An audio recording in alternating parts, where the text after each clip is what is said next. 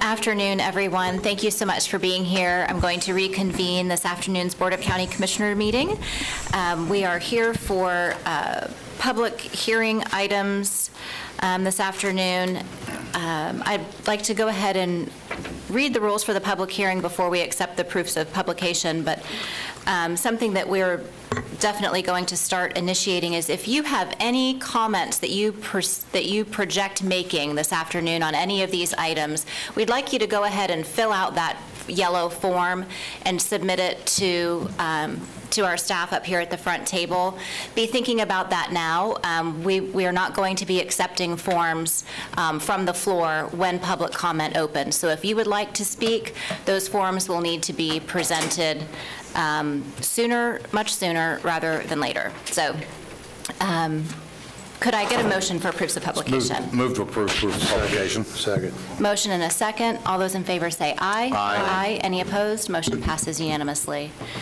So here are our rules for this afternoon. Our staff will present each item for consideration with staff recommendation. The board will have an opportunity to ask questions of staff when presentations have finished. The applicant will then have an opportunity to make a presentation.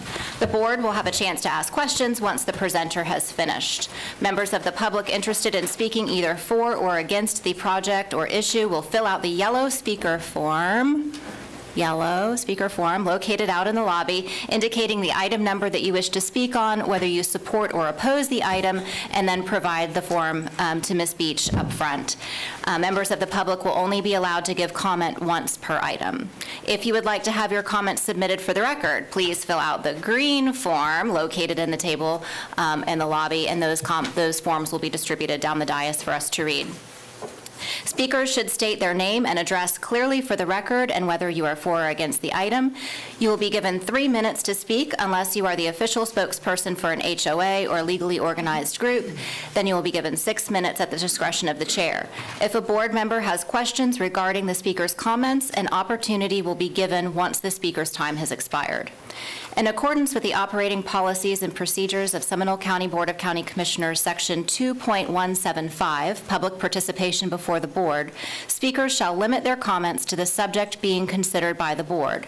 All public comments shall avoid personal attacks, abusive language, and redundancy. Disrespectful, rude, irrelevant, or slanderous remarks or disruptive behavior may subject the individual to removal from the board chambers. The chair may curtail repetitious comments. The clerk's office is required to retain any documents, photographs, or drawings that are presented to the Board of County Commissioners. So if you show it to us, be prepared to leave it with the clerk. Once all the speakers are heard, the applicant will have an opportunity for rebuttal if necessary. We will close the public hearing, and the matter will be put in the hands of the commission. Following a motion and a second, there will be board discussion and a vote. Commissioners who do not cast objecting votes are considered to have voted in support of the motion. I believe each of our public hearings this afternoon is a quasi-judicial item, so I will go ahead and read the rules for quasi-judicial hearings. While the board welcomes comments from all persons with an interest in these proceedings, Florida law requires that the board's decision in a quasi-judicial action be supported by competent, substantial evidence presented to the board during the hearing on the application. Competent, substantial evidence is such evidence as a reasonable mind would accept as adequate to support a conclusion. A lawyer wrote this. I feel quite confident. There must be a factual basis in the record to support opinion, testimony from both expert and non-expert witnesses. Persons presenting testimony may rely on factual information that they present, that is presented by a county staff, by the applicant presented, or on factual information included in the county staff report to support their testimony. All persons who present written materials to the board for consideration must ensure that a copy of such materials is provided to the clerk for inclusion in the board's record of proceeding and official minutes. Have any commissioners received any oral or written communications regarding the quasi-judicial items? If so, please disclose the substance of the communication and identify the person making the communication. Commissioner Zembauer. Madam Chair, I have, and this has been submitted to the clerk already electronically yesterday afternoon. All right, thank you. Any others? Madam Chair, I have some ex parte communication. I'd like to send it to the clerk, if I may. Commissioner Herr? I have none. I only had that was in the packet today. Okay, and I had no ex parte communication.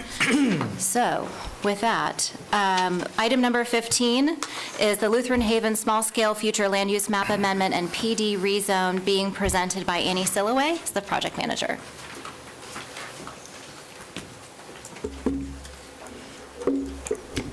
Good afternoon.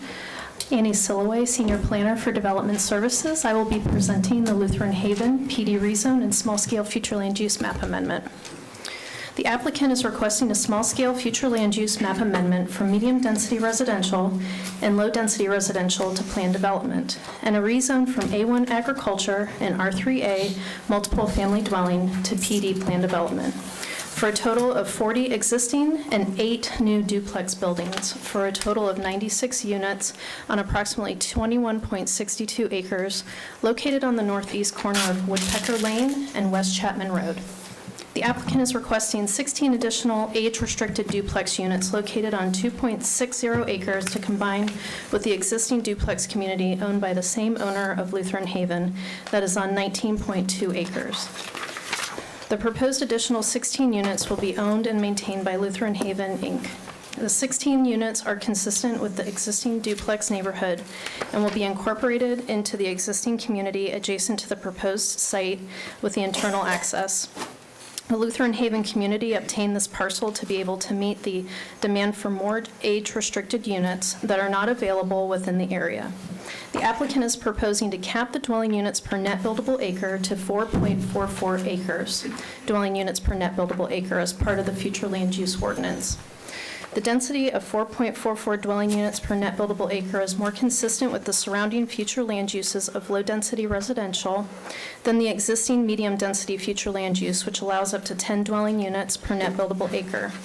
The applicant was approved on July 28, 2022 for the net buildable acres definition vesting certificate to fall under the old definition for net buildable acres. There appears to be no wetlands or floodplain on the subject property. The site is located in Seminole County Utility Service Area and will be required to connect to public utilities, and water and sewer capacity is available to serve the proposed development. Access for the new portion of the development will access onto Chapman Road with a right-in and right-out only connection. And Chapman Road is a county 4-lane divided road classified as an urban major collector. The proposed new development will also access the existing development internally through a private golf cart path, connecting the existing and proposed development as one site. The existing development accesses Chapman Road and a county roadway through Woodpecker Lane, an internal private roadway and network with access to State Road 426. There are existing sidewalks along the road frontage. The new portion of the development will connect to the existing sidewalks. And the applicant is proposing 15-foot buffers along the north, south, and east portions of the subject site, as well as a 6-foot-high precast retaining wall. The existing development is not required to provide any landscape buffers to the existing portion of the development, since there's no new development being proposed. There will be a 25% open space requirement provided through the entire development. And the applicant held a community meeting on October 10th, 2022, and 17 people attended. The Planning and Zoning Commission met on December 7th and voted unanimously to recommend the Board of County Commissioners adopt the requested small-scale land use amendment from suburban estates to low-density residential, and adopt the associated ordinance enacting a rezone from A1 agriculture and R3A multiple family dwelling to PD plan development, and approve the associated development order and master development plan for a total of 40 existing and 8 new duplex buildings for a total of 96 units on approximately 21.62 acres. Staff recommends the Board of County Commissioners adopt the proposed ordinance enacting a small-scale future land use map amendment from medium-density residential and low-density residential to planned development, and a rezone from A1 agriculture and R3A multiple family dwelling to PD planned development, and approve the associated development order and master development plan for a total of 40 existing and 8 new duplex buildings for a total of 96 units on approximately 21.62 acres located on the northeast corner of Woodpecker Lane and West Chapman Road. And that concludes my presentation. All right, thank you. Is the applicant here, and do they wish to make a presentation? They are here.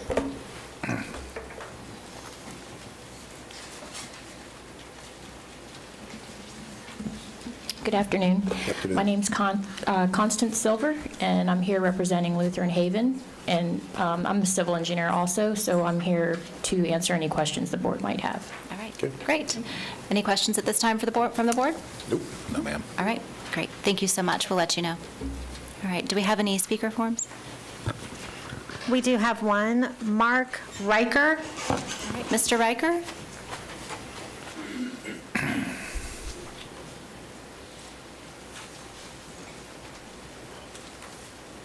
If you would just give us your name and address for the record, and you'll have 3 minutes. Thank you.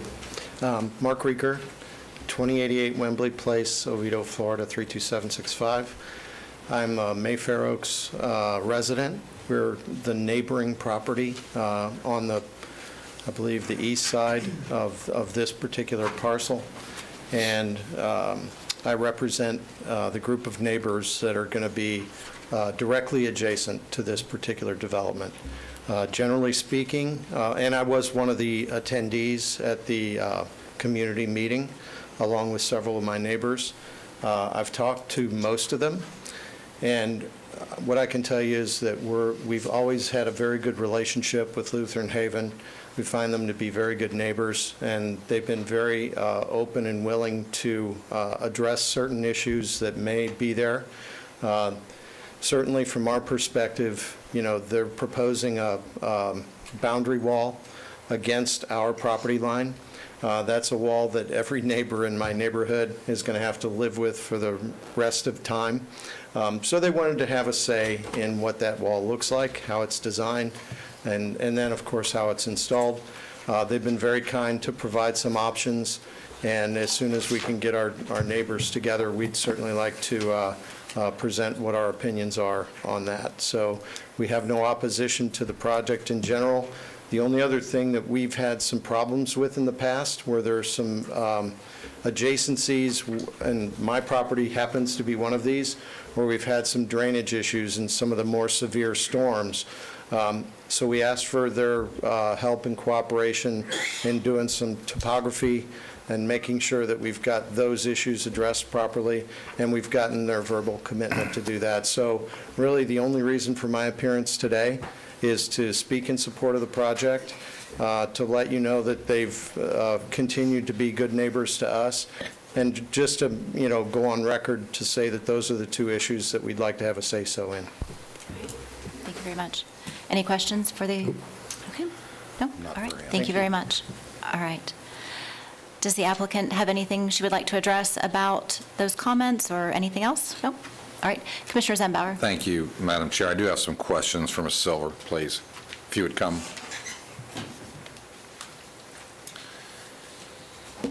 Mr. Rieker's comments, are you generally in agreement with that? Yeah, we've been in communication. So it's your- Actually, Lutheran Haven has been about the wall and what So it's it- going to look like. So it's your intent to have further dialogue on the wall and Oh, yes. and the drainage concerns that he has expressed Yes. on behalf of the neighbors? Good, and I have no doubt that Lutheran Haven, being good neighbors, will do that. I just want to make sure we got that on the record. So thank you very much. You're welcome. So, Ms. Beach, I just want to confirm that was the only public comment form that was submitted on this item? Okay, then we'll close the public comment. Madam Chair? Yes. I'm prepared for direction. All right. Okay. Madam Chair, I will tell you that Lutheran Haven has been one of the cornerstones, even though they're not in Oviedo. A lot of people believe that they are a part of the Oviedo community, because they are. They've been very proactive on so many different fronts, and I see them being proactive with the issue that you talk about, sir, with the wall and the drainage. I don't see that to be an issue. They've been very good neighbors on so many different fronts, so I don't see that changing. With that, Madam Chair, if there's no objections, I'd like to make a motion to adopt the proposed ordinance enacting a small-scale future land use map amendment from medium-density residential and low-density residential to plan development, and adopting an ordinance enacting a rezone from A1 agricultural and R3A multifamily dwelling to PD plan development, and approve the associated development order and master plan development for a total of 40 existing and 8 new duplex buildings for a total of 96 units on approximately 21.62 acres located on the northeast corner of Woodpecker Lane and West Chapman Road as presented here today. Second. There's a motion and a second. Any further discussion?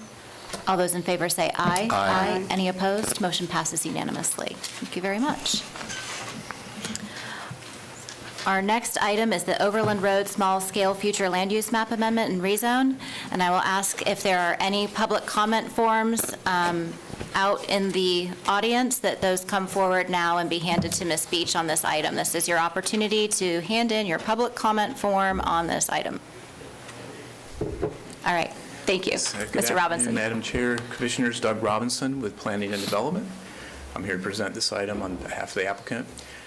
This is an application requesting a small-scale future land use amendment from commercial to industrial, and they're rezoned from C2 retail commercial to C3 general commercial and wholesale on 2 parcels totaling approximately 3.19 acres. This site is located on Overland Road with access onto Overland Road, which is classified as a local road. And the property is located approximately 270 feet from the Orange County, Seminole County line in the southwest corner of the county. The applicant is proposing to develop the property as a semi-trailer truck storage lot. The property, as I mentioned, would access onto Overland Road. The site is located in this county's utility service area. However, the applicant states that the proposed use will not be needing a connection for water or sewer, just because there'll be parking trucks there, and there's no overnight staying there. And of course, if the use changes, then the connection to water and sewer would be required. The site would meet all land development code requirements, including the landscape buffer and open space requirements, which would be determined at the time of the site plan review. We do find that the request to be consistent with the comprehensive plan and compatible with the surrounding development in the area. The applicant did hold a community meeting on December 8th, which was held virtually. There was reportedly no attendance. So with that, staff recommends that the Board of County Commissioners adopt a proposed ordinance enacting a small-scale future land use map amendment from commercial to industrial and a rezone from C2 retail commercial to C3 general commercial and wholesale on 2 parcels totaling approximately 3.19 acres located on Overland Road just west of Orange Blossom Trail and approximately 270 feet north of the Seminole County line. And that concludes my presentation. I'm available for any questions. Great. Thank you, Mr. Robinson. Thank you. Is the applicant here, and do they wish to make a They are presentation? here.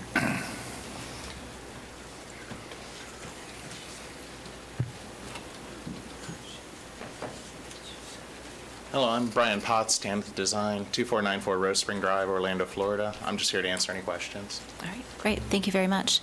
Ms. Beach, do we have any public comment forms? Madam Chair, I have a question for the applicant. Okay. Mr. Potts, I don't see anything in the staff report unless I'm missing it. Is there any indication that there's going to be truck repair taking place Not at at this all. parking facility, which No. often by a subset of parking often ends up being the case? Right, yeah, no, all they want to do is, the gentleman who owns it owns a trucking company and has 7 trucks, and he doesn't really have anywhere to put his trucks. So he wanted to develop this parcel. It's going to have an electric gate and an auto clicker, and people are going to sign up online. They're not even going to have a building on site. So it's going to be parking for his fleet or his owner-operators? And he's also going to lease out to, he's hoping to have like 40 or 50 spaces here if he can Sure. fit them. Okay. And he's got 7 trucks. So no, he's going to rent out to other truckers spaces, but there'll be no repair, there'll be no overnight stay. Okay, thank you. It's just parking. Great, thank you. Commissioner Constantine? Thank you, Mr. Potts. This was going to be a question of staff. Staff indicated that there was going to be no overnight stays. I assume that meant for people, not for trucks? Yeah, I mean, some people will sleep in their semis, and that's not allowed at this Okay, facility. so let's be very clear, because I've had a little bit of experience about this, and it wasn't lately in some real estate deals, and it wasn't Pleasant. So and I know this is a burgeoning business. People are looking for places to park their trucks, and it can be very lucrative. So first of all, I looked at the property. It seems that there's a building on it currently. An old bar. An old bar? Yes. Okay, so is that going to be used as an office or anything other No, than that? That's being demolished. So you're going to demolish that? It does not have water and sewer currently? I believe it has well and septic. Well, and septic, so that's going to be demolished. Is there going to be a replacement for an office of No. any type? There will be no buildings. All right, and you're telling us right now, as Commissioner Zimbauer asked, that there was not only a repair, but there's not going to be any oil changes or anything like that on property? Correct. None of that is allowed. Because that was one thing that somebody said, no, we're not going to do any repairs, but then all of a sudden they were doing oil changes and everything, and that can be problematic in that particular area in the Wekiva Basin.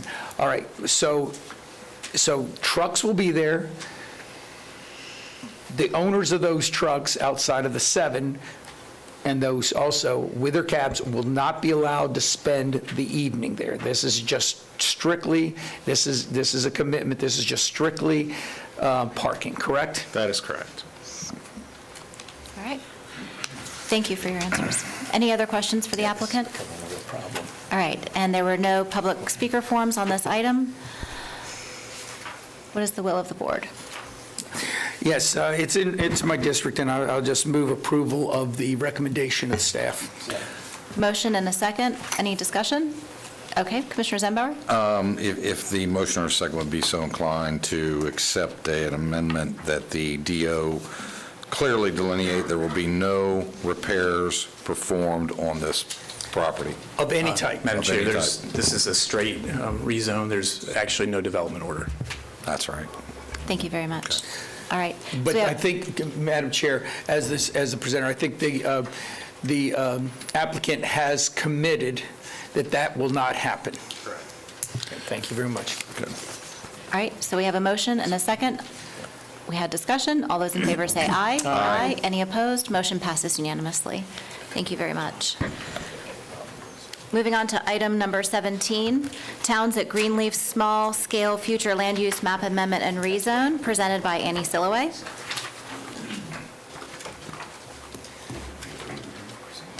Good afternoon, Annie Silloway, Senior Planner, Development Services. I will be presenting Towns at Greenleaf rezone. The applicant is requesting a small-scale future land use map amendment from medium-density residential and commercial to medium-density residential, and a rezone from A1 agriculture to R3A multifamily dwelling for 33-lot townhome subdivision on approximately 6.71 acres located southwest of Slavia Road and west of State Road 426. The proposed townhome subdivision will be developed at a maximum density of 7.87 dwelling units per net buildable acre. Each townhome dwelling unit will be a minimum of 1,200 square feet in size and 20-foot wide lots.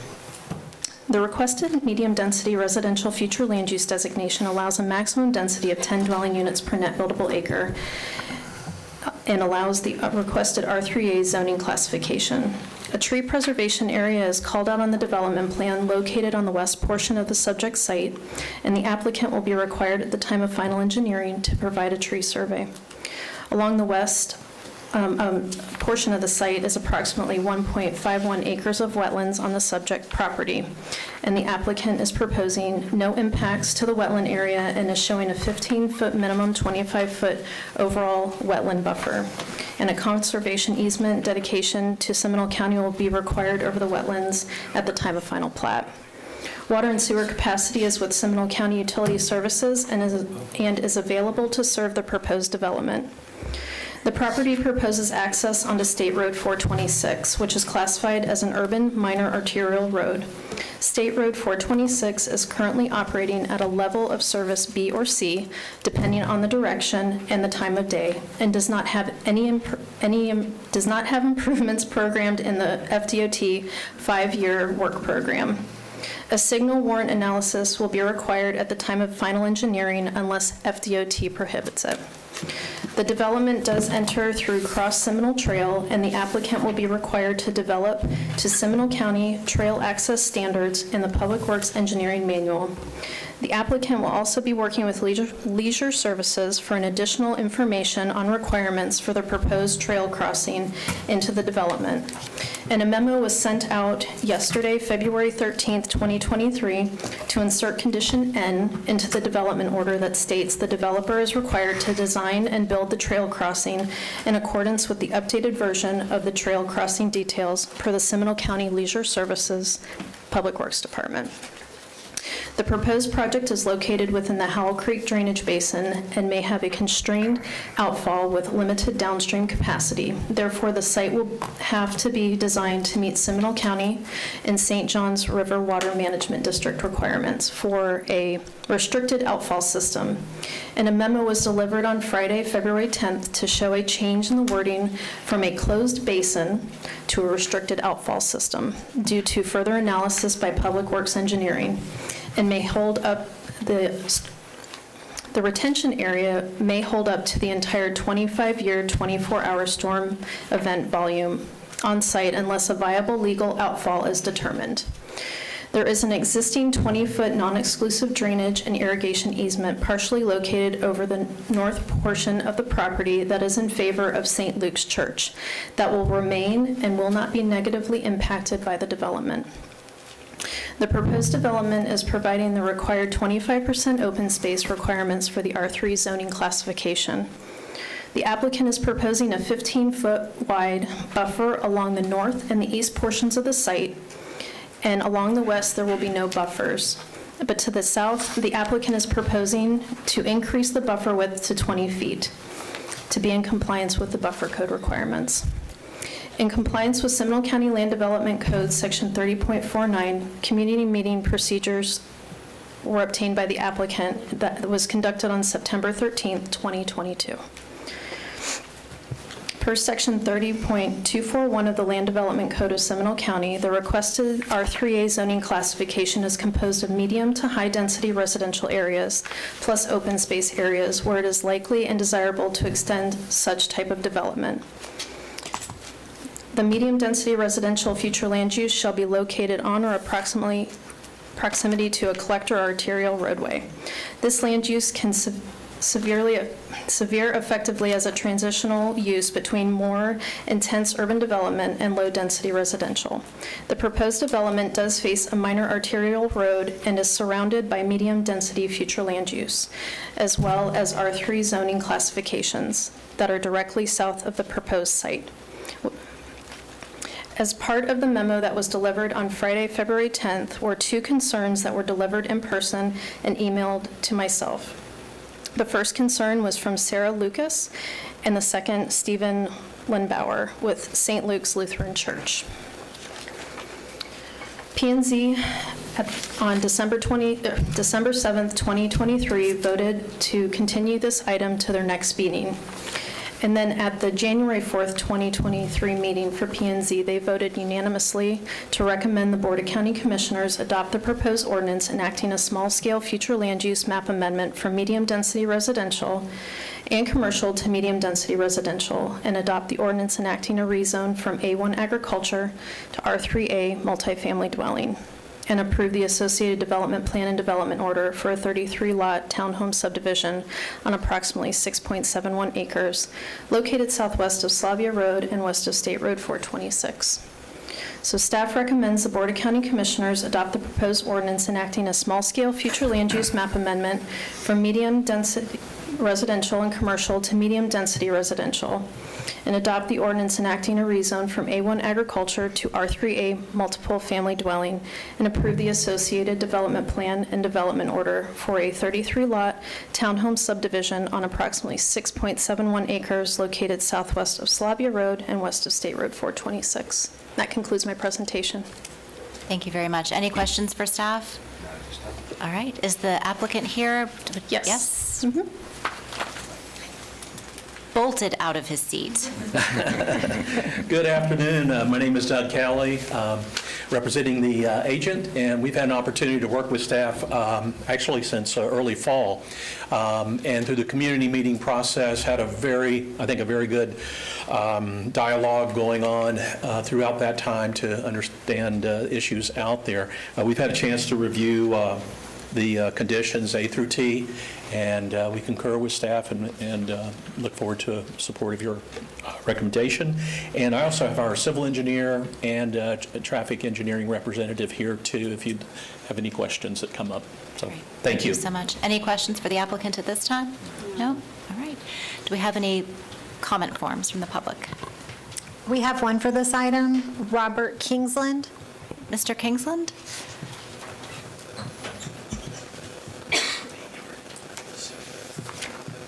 My name is Robert Kingsland, 1949 Slavia Road, Oviedo. I can think of a lot worse developments to have as a neighbor, so I'm not opposed to them.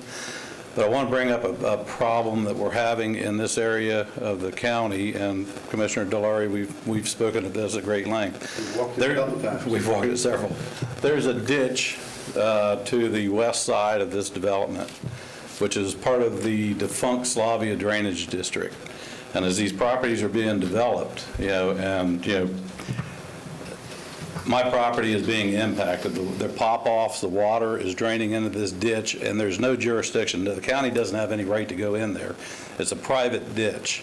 That ditch runs from back at this development, either further back, up to county right-of-way, turns, goes down underneath the 417 and down to the Bear Gully Slough. The only person that cleans that ditch is me. There's an easement that was granted in 1991 between several of the property owners to my east and Lutheran Haven. So on this property, there is an easement on their, I believe their north side, that pops water off from the other side of Aloma through their property into my ditch, or our ditch. And again, we keep taking water and keep taking water. The 417 was built. It acted as a dam. There were engineering problems with that. So I'm becoming a retention pond. So I've talked to Jim Potter at the county. He sees the need for it, and I don't know whether this is the right forum for it, but I'd really like the county to take a look at taking an easement, or either, taking an assignment of this easement or creating a new one and allow for these waters to come through. Just as your item number 15, I believe Mr. Rieker said they have some problems with drainage. Well, that water is coming to me through St. Luke's, under under Aloma, and into a private ditch, which I'm almost, I don't know, does DCA say we've reached concurrency?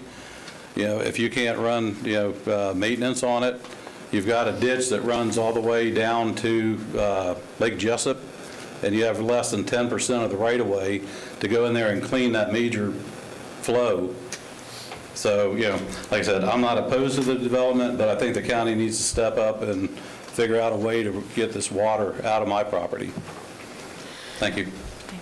Thank you very much. Mr. Delary. Thank you, Madam Chair. I'd like to ask John Dredge to come to the podium for a moment, if I may. And I've walked this property several times with you, sir, and your concerns are valid. I really believe that these are some of the things that we as a whole should be looking at when we do our basin study to figure out how to move water, like we're doing in other areas, and everything takes priority. So, Mr. Dredge, can you discuss this with us about the drainage in this area and that canal? Okay. And the reason why I discussed it a little bit briefly with the staff. It is always good to have a positive outfalls, as identify and be able to be maintained. And that means we have a legal description, legal deed to this property. Currently, we don't. The development, to my understanding, we will look at it, there is a design, and the staff are proposing to maintain everything on site, 25 years old. If the wishes of the board for us to take over that that canal or ditch, we're going to need the developers needed to obtain from the property owner a legal, it is easement, drainage easement, to meet the county and establish that canal to be able to be maintained and access to it. But we can discuss it during the design. But for us today to maintain it, we don't have any legal right, we don't have no easement. And that ditch you go all the way to Slavia, from that property all the way to Slavia. Thank you, Mr. Dredge. Commissioner Zembauer and then Commissioner Herr. I would support the district commissioner working with staff as well as Lutheran Haven in order to find a path to come back and give us a report on what the best method moving forward would be. I mean, if it's a defunct existing drainage area, if there is a problem, it looks like Lutheran Haven has an easement through there already. And I think they would be good neighbors in having a discussion on where we move forward. So I'm fine if the district commissioner wants to take lead on that. Commissioner Herr? I'm just a little bit confused. I think what I heard you say was that this developer needs to solve this problem by acquiring right-of-way for a problem that's existed forever before the development was ever a twinkle in anybody's eye. No, what I said is we can require the development to maintain all that drainage on site Okay. without a pop-off to that ditch. That ditch, it is a private. We cannot maintain it. We don't have legal deed or legal settlement to maintain it. If we want to establish it as a standard canal, which is takes the water from the south to the north, we're going to need some type of easement, legal easement, and also we need to make sure that that ditch is already established all the way to Slavia. That will be a part of the development to do that. Otherwise, if we go to the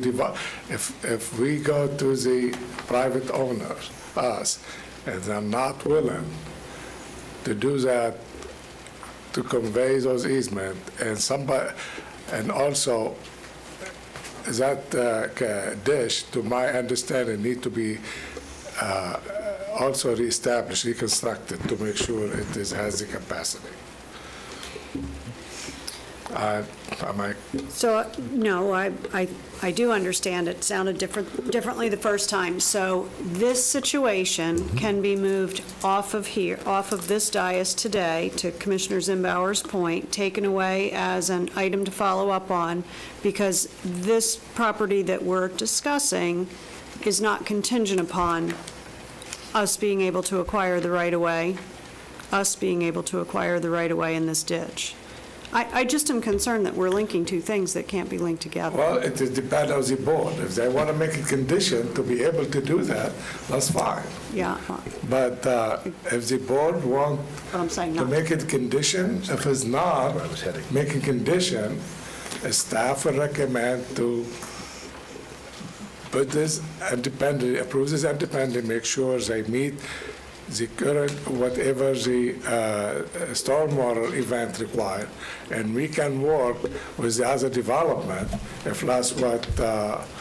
So may I interrupt for a moment? Yeah, well, I mean. Mr. Dredge, in the write-up, it says that it's a constrained outfall. Right. Okay. What you're telling us here is that we have two choices. We can continue with a constrained outfall, or we can keep it as a closed subbasin, correct? Yes, and the constrained outfall will be 25 total storm, 25 on site. Okay. It is, if it is landlocked, will be 100-year storm on site.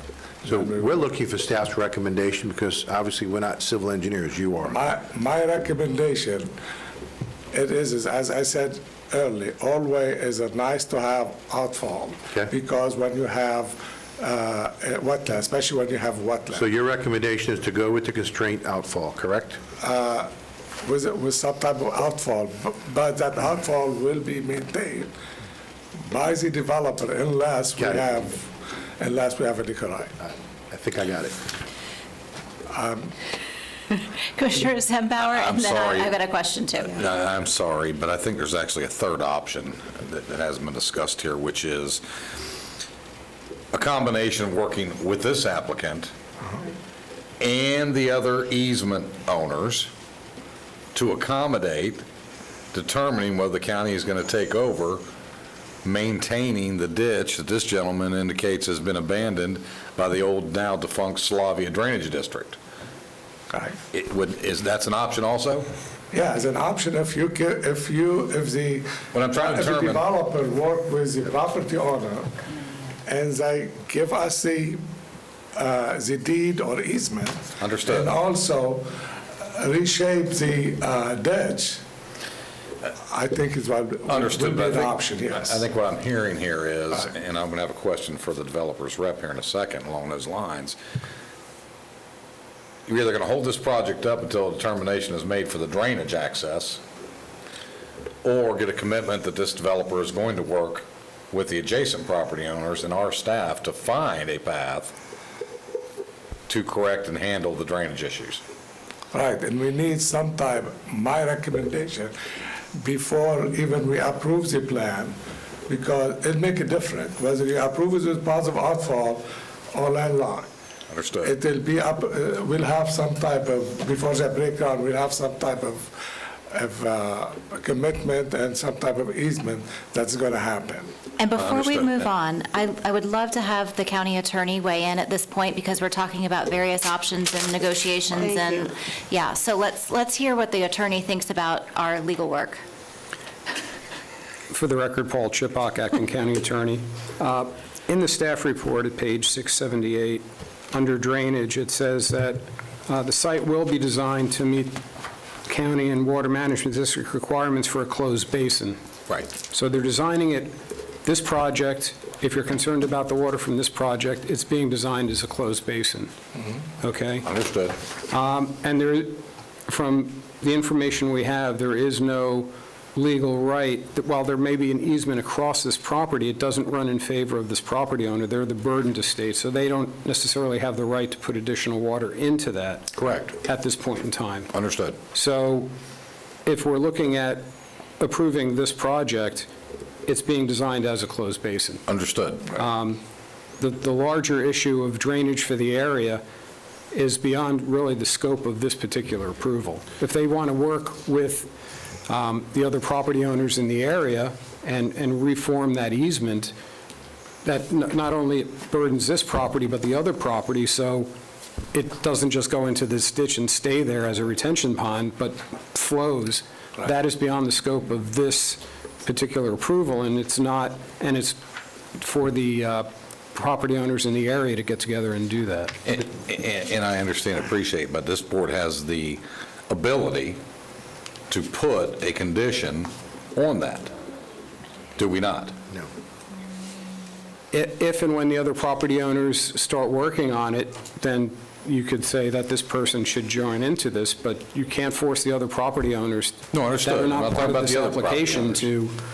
to work. And you can't put the condition on this property owner to be the spearhead for the other property owners Understood. to move forward. Ms. Right. Chipak, Okay, one yes. thing we could do, since this is a constrained outfall, we could add a condition that he has to maintain that outfall as a constrained outfall, correct? That's the way the staff report is written. It says that there's no positive outfall and limited downstream capacity, so he's designing his project as a closed basin, so that is the way the staff report currently reads. Right, will not have under today's conditions, the recommendation in the report will not have outfall. He can make all the water runoff will be on the side. If we choose to have an outfall, somebody need to get legal And John, I agree with you. I don't think anyone's going to disagree with you, but I believe that happens once we look at this basin study and to figure more, that's a whole nother issue for another day, unfortunately. That's what I'm hearing from Mr. Chipak. Yes. But that beyond that project, because the basis study, it'll be a while before we finish it, the basis study. Okay, so I've got Commissioner Herr and then Commissioner Zembauer. It seems to me that we have an item before us that has agreed to maintain its water, and we need to vote on that. Right, correct. And then we can have a discussion around the idea of expecting cooperation from the developer in addition to us spearheading the acquisition of right-of-way, if that's what we need to do, of easements, so that we can do what we need to do for drainage. I am not comfortable expecting that a developer would spearhead that for about 1,000 reasons, or that the neighborhood would have to spearhead that. If this was an abandoned drainage organization, that's way before my time, I'm super proud to be able to say that because I don't get to say that often. That's what we're here for. So I'm going to look to the clerk and ask, did I close public comment? I'm closing public comment. Before I forget that, I feel like I'm on Mr. Toad's wild ride here. No, I'm sorry. So Commissioner Zembauer, and then we'll need to move to a motion in a second if we want to continue to have discussion. Understand. I just have a question for the developer's rep. Okay, great.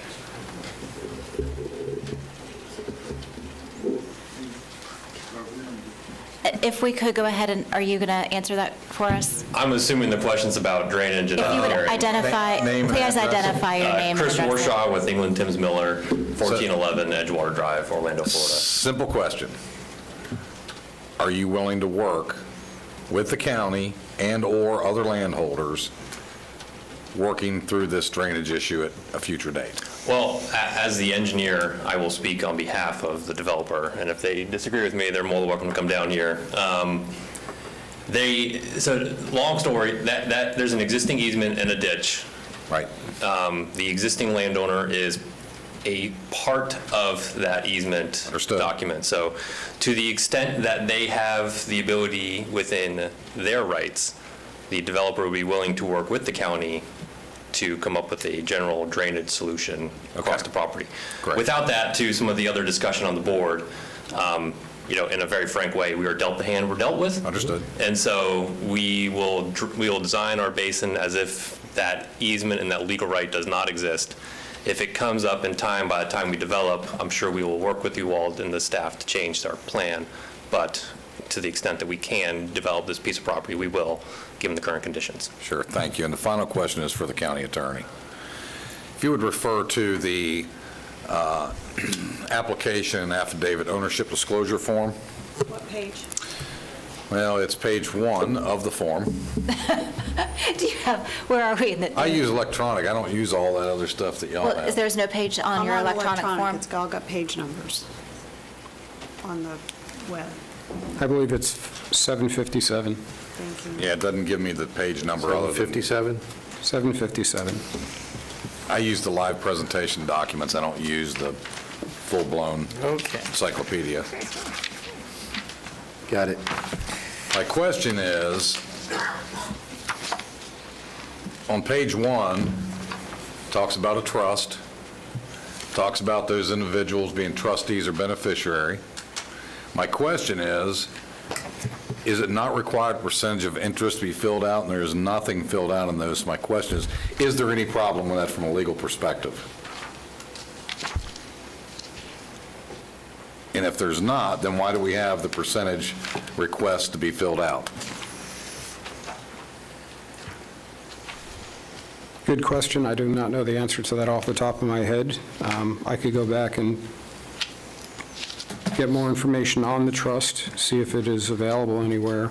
But typically, Well, my question the is- authorization to of Mr. Kirk, who signed off as the trustee, is within his power under the trust and under the trust statutes. Understood.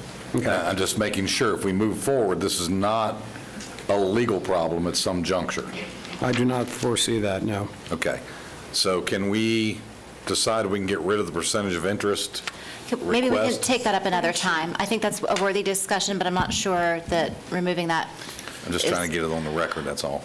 Yeah, I think we said no, not a problem, correct, at this point? At this point, no. Okay. Okay. I'm going to move to Good. Commissioner Constantine, and then we'll look for a motion.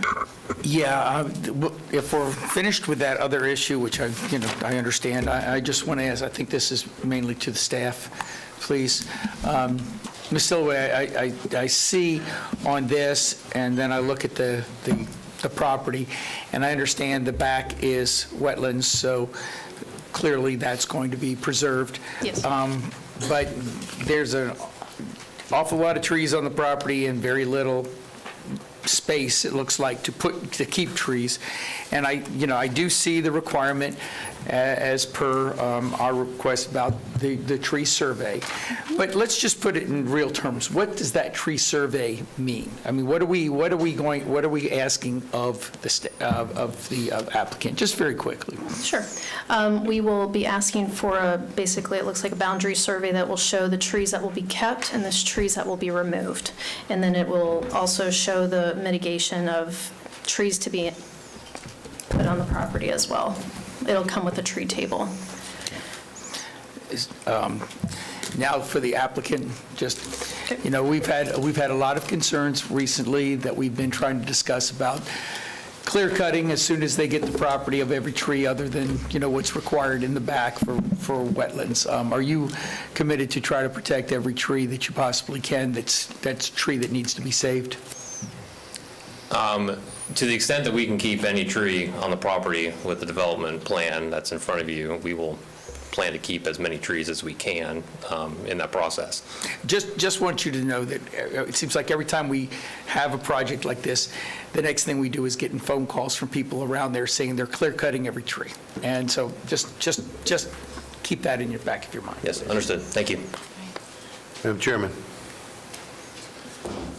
Okay, I believe that the applicant is prepared to work with us and the surrounding individuals as best as they can to try to increase and improve the drainage in this area as well as the canal, and I believe that's a separate date for a different day.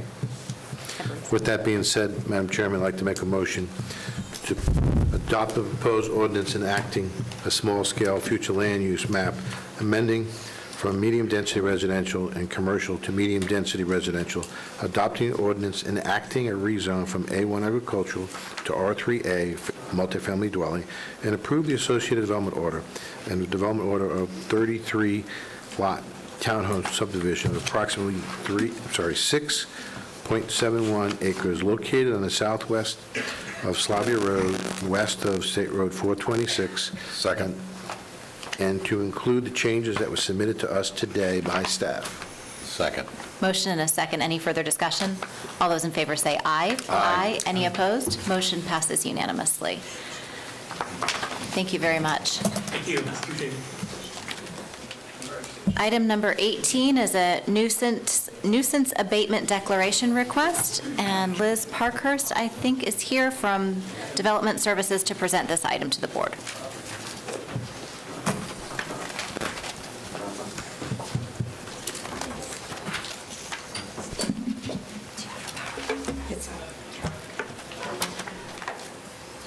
And while Liz is getting set up, I'm going to remind everyone who was here and tell everyone who wasn't here earlier that we're going to take all of the public comment forms now. If they are not submitted by the time public comment is called for at the end of the meeting, you'll have to submit your comment for the record in another format. Ms. Parkhurst.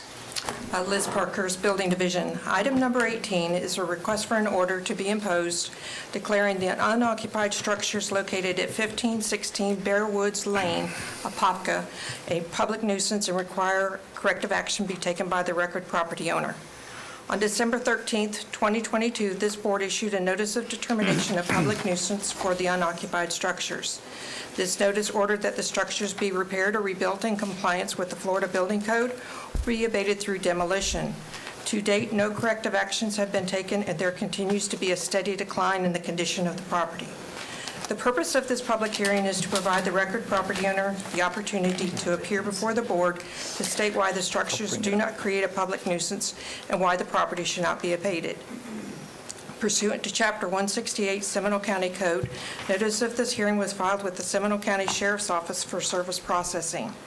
The Seminole County Sheriff's Office notified us that they were unable to serve the summons on the record property owner as he no longer resides in Seminole County. A new address was confirmed through the tax collector's office, and on January 12, 2023, the Collier County Sheriff's Office served the summons and notice of determination on the roommate of the record property owner. In order to ensure proper notice requirements were met and all interested parties were noticed for this hearing, a legal advertisement was also published in the Orlando Sentinel for 4 consecutive weeks leading up to this hearing. Staff recommends that the board issue an order declaring the unoccupied structures a public nuisance and require corrective action be taken by March 16, 2023. And in the event that the property owner does not take corrective action by March 16, 2023, it is further recommended that the board direct staff to abate the public nuisances. The building official, Bob Pike, is available for questions, and that concludes my presentation. Thank you so much. Is there any chance that the respondent made their way to the meeting today? Great. If you would, please come to the podium, give us your name and your address for the record. Good afternoon. My name is Samuel Nell. I reside out of 2058 Pine Isle Lane, Naples, Florida. Great. And do you have anything that you would like to share with us today about the process that's gone on or hasn't gone on and what you plan to do moving forward? Yes, ma'am.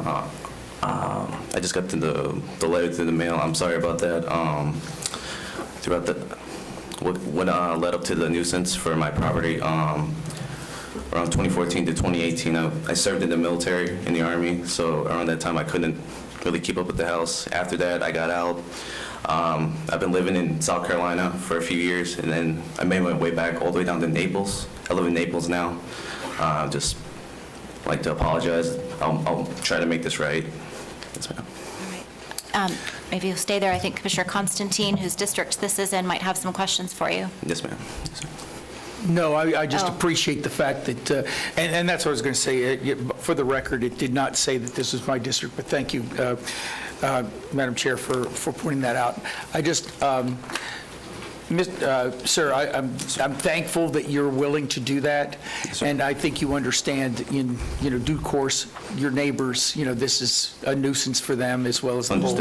So we appreciate the fact that you're willing to do this, and so. So you're in agreement with us doing this then? Yes, sir. Okay, thank you. We want to make sure that you understand what it is that is being proposed. So I'm going to ask the county attorney or the county manager to make sure that we're clarifying what the action is that's being taken today.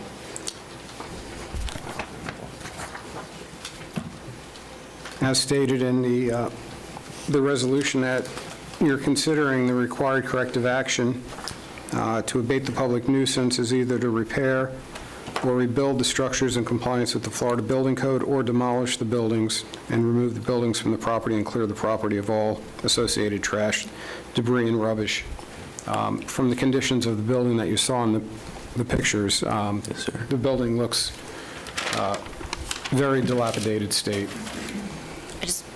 So, Commissioner Herr. So let's put that in English. I think what we're about to do is we're about to take care of this for you in order to preserve the surrounding areas on behalf of your neighbors. When we do that, what happens? a lien goes on the property. The cost of the demolition is placed as a lien against the property. And clean up. And so at the point of sale of property that we would recover, you would recover less money, but you would not have to do it. That's what you just agreed to. Oh, that's what that is. Yeah, I I'm sorry about wasn't that. quite sure. That's okay. That's okay. We want Yeah. to make sure we're all on the same page. If I was to demolish myself and sell the property myself, He would that can be do, okay? yeah, he can do that. That's, I think that we want to be careful, Yes, sir. you can, by March 16th, By March 16th. demolish and everything. Now, you don't have to sell, but you have to demolish and clean up prior to the 16th. Yes, sir. Okay. Commissioner Zembauer, you had your hand up. I just had a question, and thank you for your military service, by the Yes, way. Thank you. And I understand what you said, 2014, 2018 in South Carolina. Have you not had any correspondence or understand that you have an obligation and ownership in this property? And how did that in a vacuum prevent you from visiting the property or even understanding? I mean, I'm sure you get a tax bill. Yes, sir. I keep up with the tax bill. I make sure I pay that off always, and that's the... And you've got the tax bill every year? Yes, sir. And you've paid it every year? Yes, sir. And are you saying you've never seen any indication that this was a problem? No, sir. No, sir. Okay, thank you. Commissioner Herr? So I just want to play this through. And Paul, you're going to correct me if you're county attorney, Mr. Chipak. You're going to correct me if I'm wrong, but if you decide to attempt to do this on your own and you get halfway through that process, we still will have the right to do this, at which point you will have paid somebody to do part of it and maybe not finish it, and you may incur more than the expense of just letting us do it. So there's a little bit of a business decision for you to make here, which is horribly uncomfortable that it's come down to this and you're doing it here in public forum. But that's what happens. If you're getting your tax bill, you're probably getting our notices. So we were serious. But it's a decision to make. Yes, ma'am. So what I would like to do, because I think we just had an epiphany light bulb go on, is let us I'm trying to think Robert's rules, what the word is that I'm looking for. Pause, that's not the right word. Table for discussion later in this hearing. Yes, thank you. Give you an opportunity to go out into the lobby with our staff, really talk about what this process looks like and what it means to you so that you can weigh some options. We'll go on and we'll go do our next item, item number 19, and then we'll bring you back after you've had a chance to sort of process what we're talking about. Does that sound fair? Sounds good. Yes, ma'am. Okay. Is the board amenable to that? I think that's, yes. Okay, all right, so we will table this until after item 19, we will bring it back up. Yes, All right? ma'am. Yeah. Okay, thank you. Liz, Thank if you. you wouldn't mind helping facilitate that.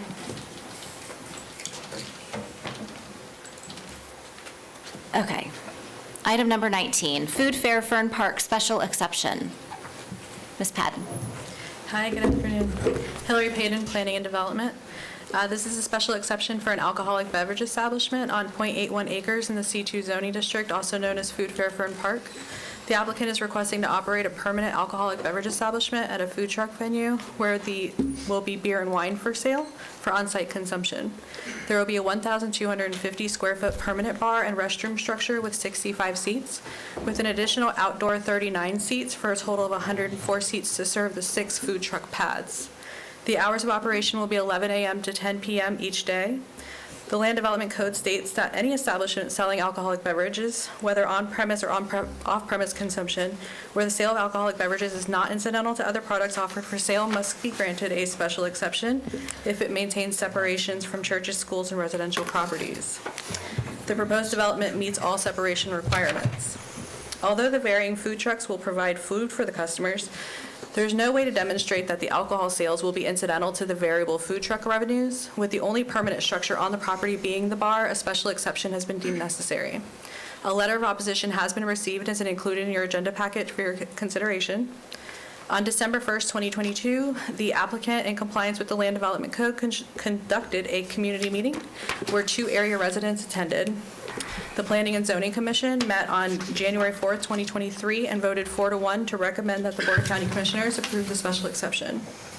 Staff recommends the Board of County Commissioners approve the special exception and associated development order for an alcoholic beverage establishment in the C2 zoning district on .81 acres located on the east side of US Highway 1792, south of South Street. This concludes my presentation. I'm available for any questions. Any questions for staff at this time?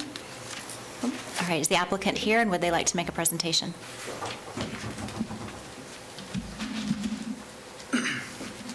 Hi, good afternoon. Corey Sittler with Kimley Horn. I'm representing the owner and developer of the property, and I just wanted to say we agree with staff's recommendation. We're here to answer any questions you may have. All right, great. Any questions or comments for the applicant? Commissioner Herr. So I'm looking in the package for the board book on page 816, and it looks like this backs up to a residential area. So this property is actually surrounded entirely by commercial. There's an existing development to the east that is served by the parking lot that's just to the south of the property as well. On the other side of that property is residential. It's the Lake of the Woods development. So that's probably the residential. That's the rooftop that's right up against that red line? There's 1792, top of the dog leg, come down to the bottom, red line, up and down. That's the Strive at Fern Park assisted living facility. The Lake of the Woods residences are further south, Right. further down. So that's an assisted living facility. Correct. That's correct. So, See, it works. that's great. And the properties are owned by the same property owner, is that correct? The same parent company. There are two different business entities that own the adjacent developments, but it is the same parent company. That's correct. Any other questions for the applicant? Not for the applicant, for staff. Okay, thank you. We'll call you back up if we have anything further. Ms. Beach, do we have any comment forms on this? We have one. Jim Milligan. Mr. Milligan?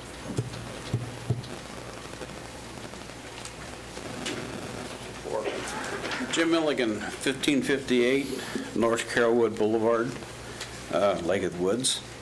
And before I get started, one of our neighbors is not able to make it here on oxygen, 88 years old, so she asked me to make sure you had that. Can you repeat that again, sir? I didn't quite hear you. How old is she? She's 88. Okay, thank you. And on oxygen, so she's not able to be here. Okay. Her name is Donna Kuhn, which is in the paperwork I just gave the girl. I've got a few photographs here. The first one is looking on the property over across the street. And you'll notice, I put it up yet? Okay. That's the street, the road that comes right off of 1792, and their property is over here to the right. As you can see across the Dollar Tree sign, that's the motel, and there's another one on the other side, Econo Lodge. And my main concern is that people are going to get hurt crossing 6 lanes of traffic to go get a beer or a glass of wine or something off a food truck. Now,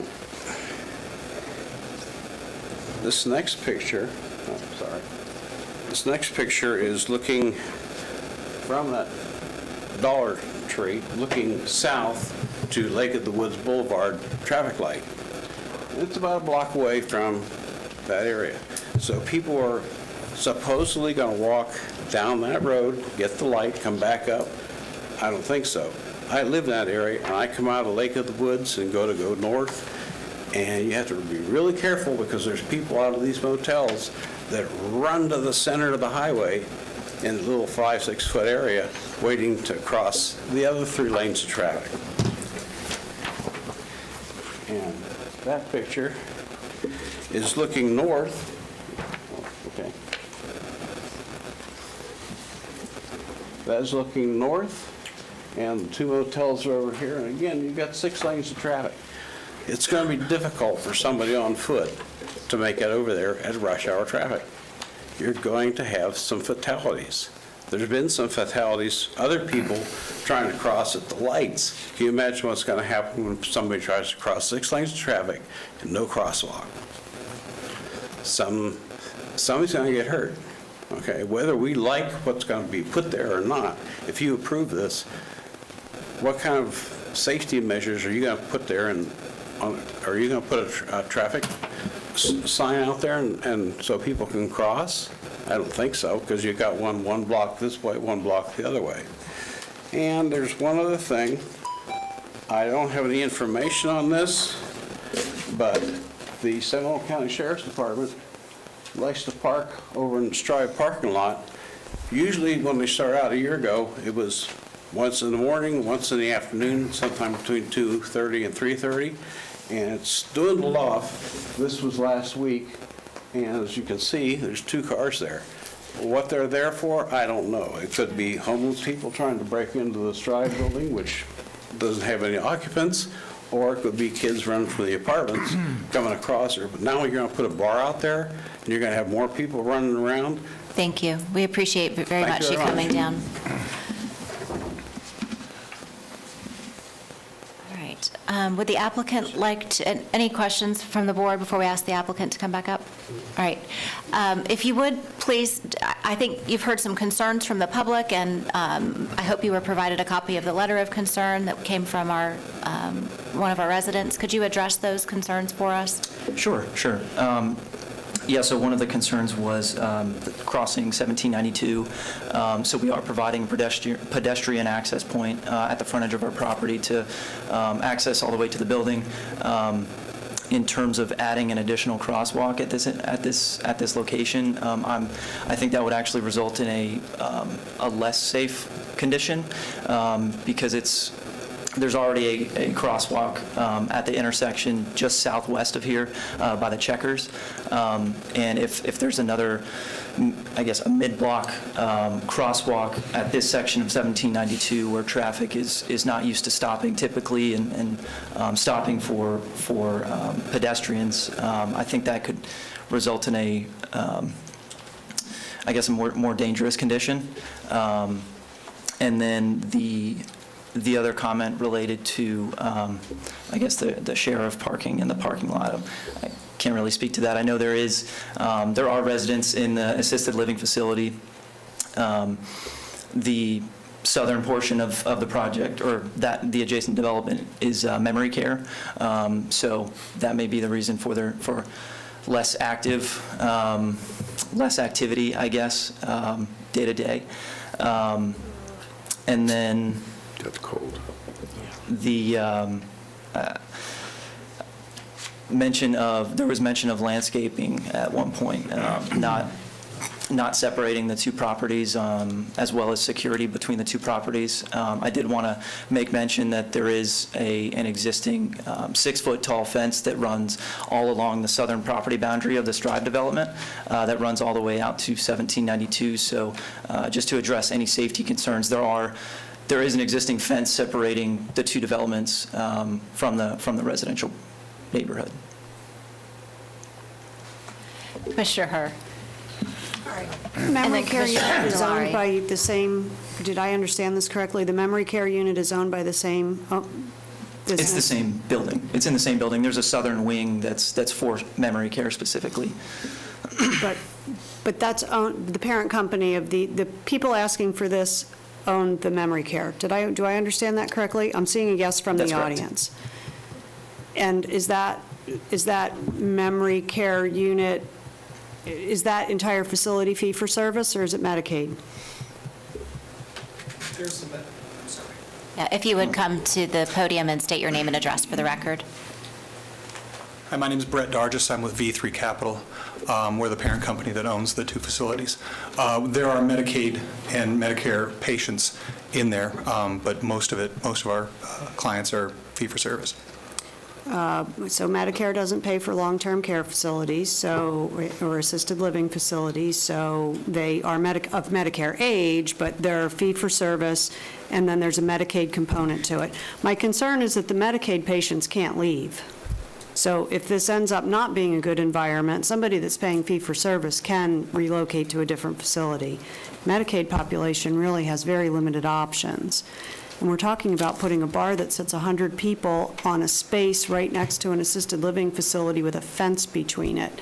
So I'm struggling, big pro-business girl sitting here, and I love a bar.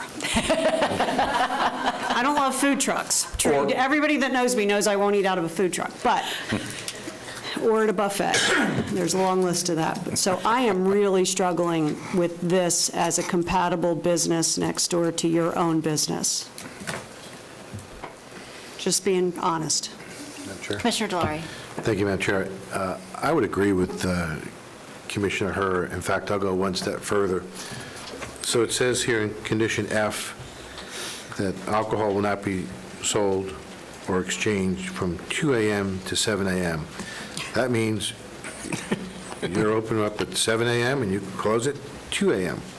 That's a long time. Our hours of business are 11 Honestly, a.m. I'm to 10. I'm reading the conditions here, sir.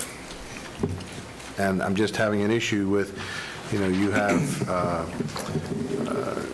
memory care, or you have adult living facility, and you also have rooftops of Lake of the Woods in close proximity.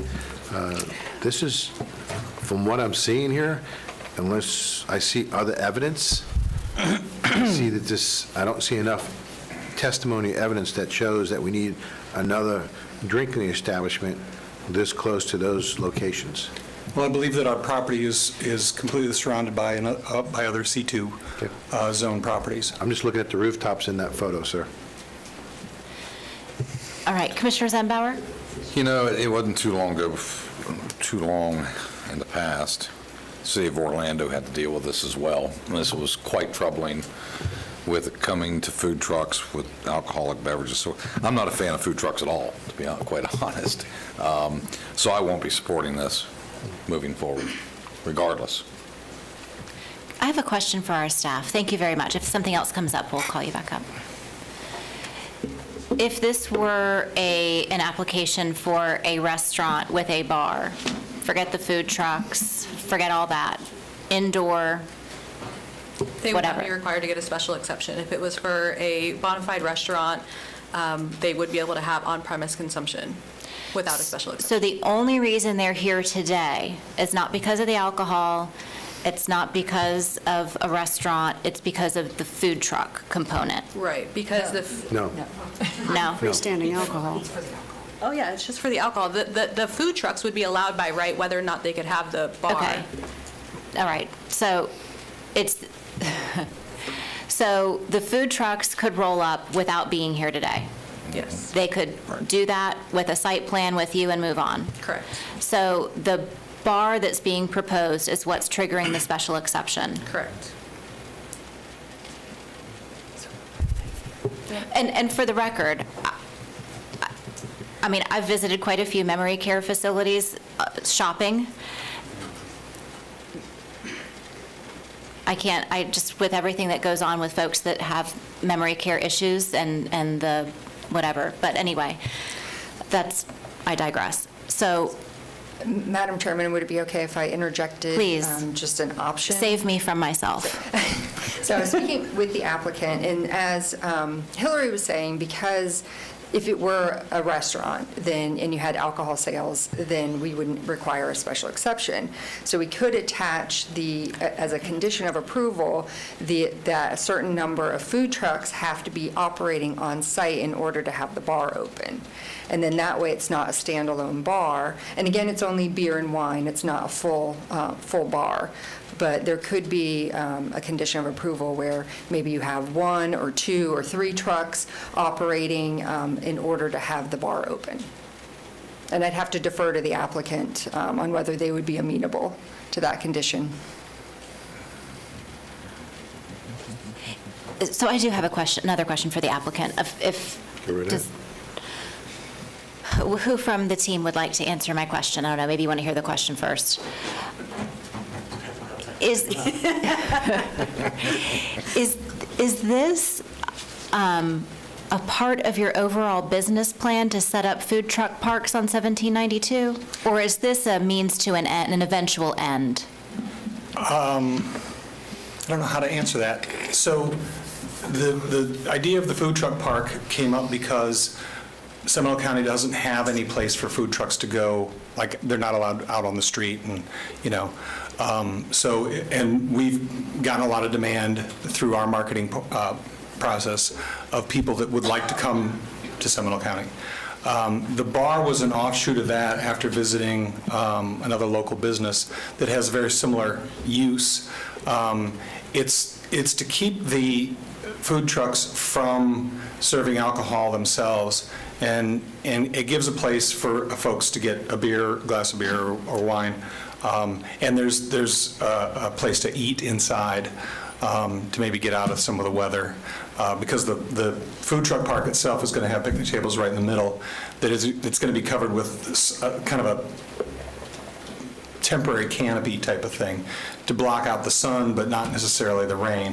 So it's a venue for folks to go inside and maybe get out of the heat or the rain. But our business model is as basically a landlord.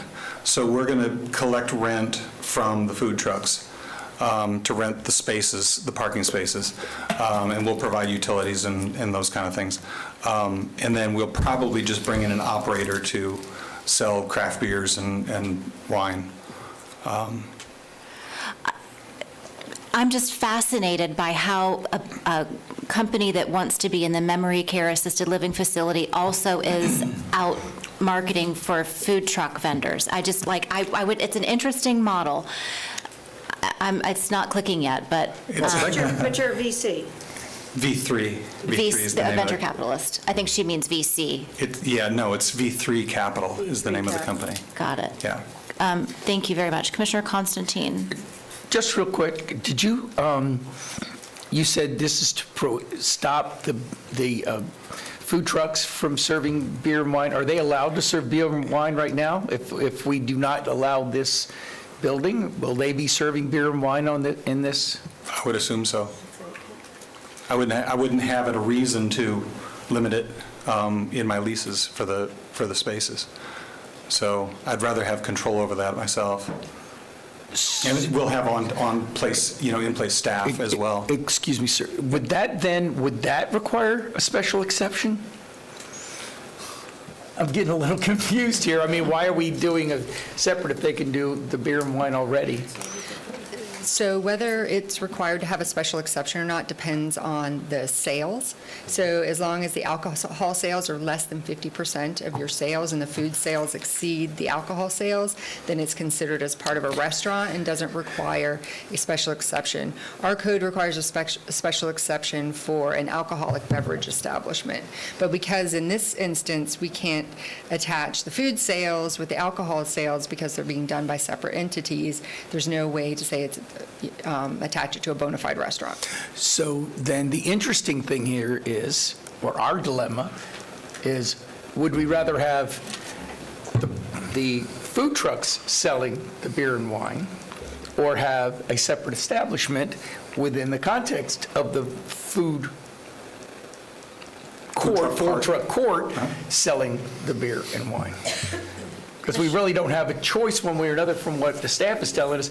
The beer and wine will be sold next to the memory care center one way or another. Commissioner Herr. So the regulatory agency for the food trucks can measure 50% to 50%. When we split this off, we can't measure anything anymore. So you can mandate that we have 6 trucks in that lot. They could not sell a daggum thing, and we could just be running a bar out of the back of the lot next to the memory care center. That's the struggle. So if we bifurcate this, we eliminate an ability to regulate. That's where I'm stuck. And I may have grown up in the neighborhood that had just the bars that had the pretzel on the end of it. The food was the pretzel in the bar, in the jar at the end of the bar. So I could be tainted. And of course, the other option is the condition of approval that attaches the bar being open only when there's a certain number of food trucks in place and operating. But you can't measure the sales combined. No, in this case, they wouldn't have to because they would have the special exception for the alcoholic beverage establishment. Right, my whole point is there's a reason why that exists. Right. Okay. Would, District Commissioner, do you have a choice of whether the food truck sell the beer or have a separate establishment sell the beer? That's the question. you know, candidly, we have not discussed this. This is the first time I've laid eyes on y'all, and we haven't had an opportunity to even we haven't met or talked about this. Other than reading the staff report, this is the first time I'm hearing your project. If you would like to take some time to go back and talk with staff about what your other options may be. I don't know if you've had an opportunity to talk with any of my colleagues about this particular item. I'm not comfortable right now making a decision with I'm not comfortable giving you a yes with what you're asking for right now. So I'm going to put it back to you and allow you to decide if you would like to take some time and maybe come back. We can postpone this item after some other discussion with staff. We can certainly discuss it with staff. I don't know what other options we would have. I think not knowing what all the other options are is probably one reason why you might want to come back. I'm not hearing a whole lot of support for your item up here right now. So if I'm reading the tea leaves and I'm in your situation, I've got kind of a choice of going and finding out what my other options might be or leaving with a no. And that's not because we've talked, it's because I can count to 3. Okay. So if you'd like, again, we can just table this for a moment. You can talk with staff. You can come back after we take up our item 18 that we tabled that we'll bring back. Okay. Give we you will. some time to think about it. Thanks. All right.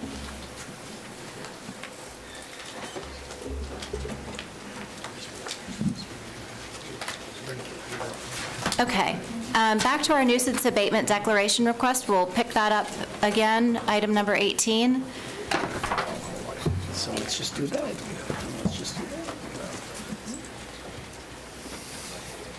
Did we come up with a solution?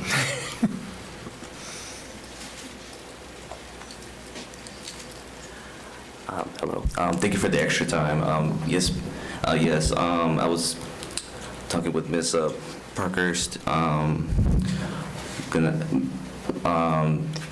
thing, may I ask for like an additional 30 days to be able to resolve this? And I just need to have some time to figure out financially how to find a demo team to be able to do this. Commissioner Constantine? Mr. Pike, I'm sure you were part of that conversation. This was something that you brought forward. Are you comfortable with giving the applicant an additional 30 days? Would the citizens around there, I don't know the condition. I see the condition. I don't know the condition of the citizens around and how bad, how much it's affecting their quality of life. Sure. Bob Pike, building official, Seminole County. I've been out there several times. It's an open structure.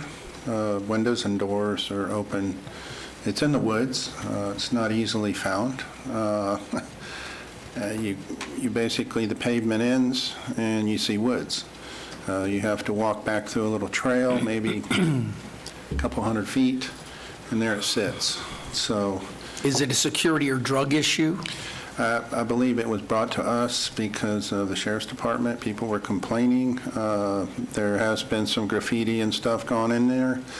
So my concern would be for vagrants and kids to be in there to get hurt.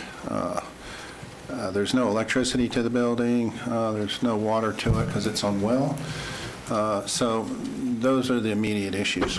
Madam Chair, have you in their discussion out there, have you talked to the applicant about other options like people that do this for him as opposed to waiting for us to do it? Certainly. Yeah, we recommend it because, we have to get an estimate from our demo contractor. And he can certainly, we encouraged him to get estimates from guys that he may be interested in using to compare with what we have for an estimate. So that, to me, would be the prudent thing to do. Or he could just decide to let us do it. So those are questions for him. But we did bring that up, and the good thing is there's no electricity, so it's just a well abatement and a septic abatement with the demo permit. And those can be done rather quickly. We've told them about the health department across the street. He can look into that for a septic abatement permit for that. So I hope that answers your question. Commissioner, would you be open to allowing him to at least secure the property, do that immediately, and then give him a little more time? I don't want to, it's... I do know that there's been some concerns, and I know that Mr. Pike has been out there, so I don't want to, do another month. I think that's a little bit too long. I know that you can give them names of people that can do this right away. So, sir, I'm not questioning that you may need a little bit more time, but I am concerned about the fact of security, and things of that nature. I'm willing to go to April 1st, if that would be amenable to everyone else, if that's amenable to you. So that's my motion, that we I'm sorry, I'm going to the other one, that we adopt a resolution issuing an order to declare the existence of a public nuisance at 1516 Bear Woods Lane, Apopka 32703, requiring corrective action by April 1st, 2023, and authorize necessary corrective action by the county in the event the nuisance is not abated by the record Second. owner. Motion and Yes, sir, thank you. Motion and a second. Is there any discussion? All those in favor say aye. Aye. Any opposed? Motion passes unanimously. All right, thank you. Good luck, sir. Thank you very much. Try to do it soon. Okay, looks like we have... All right, Now we're back to the beer trucks. back to food. I see that you're back. Yes. Name and address for the record, please. Brett Dargis with V3 Capital, 496 South Hunt Club Boulevard is our office in Apopka.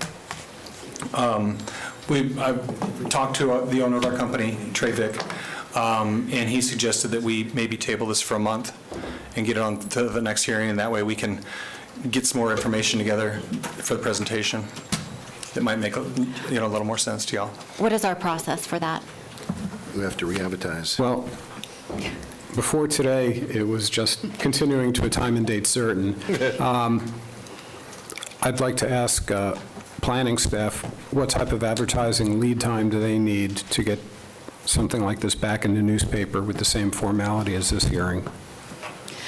So just for some edification, earlier this morning, we were advised during the county attorney's update that there is legal history now. Yeah, there's a new case that just came out that said when cases are continued by a Board of County Commissioners or a city commission, that the continued hearing has to be advertised with the same formality as the continued hearing. So we have to re-advertise the entire process. And the direction that the board gave at that time was that the cost for that advertisement would be borne by the applicant. So. March 14th, we would be able to meet advertising deadlines for that. Okay. So you're clear for March 14th. Okay. All right, is there a motion? So moved. Second. Motion and a second. All those in, any discussion? More discussion? All those in favor say aye. Aye. Thank you. We'll see you next month.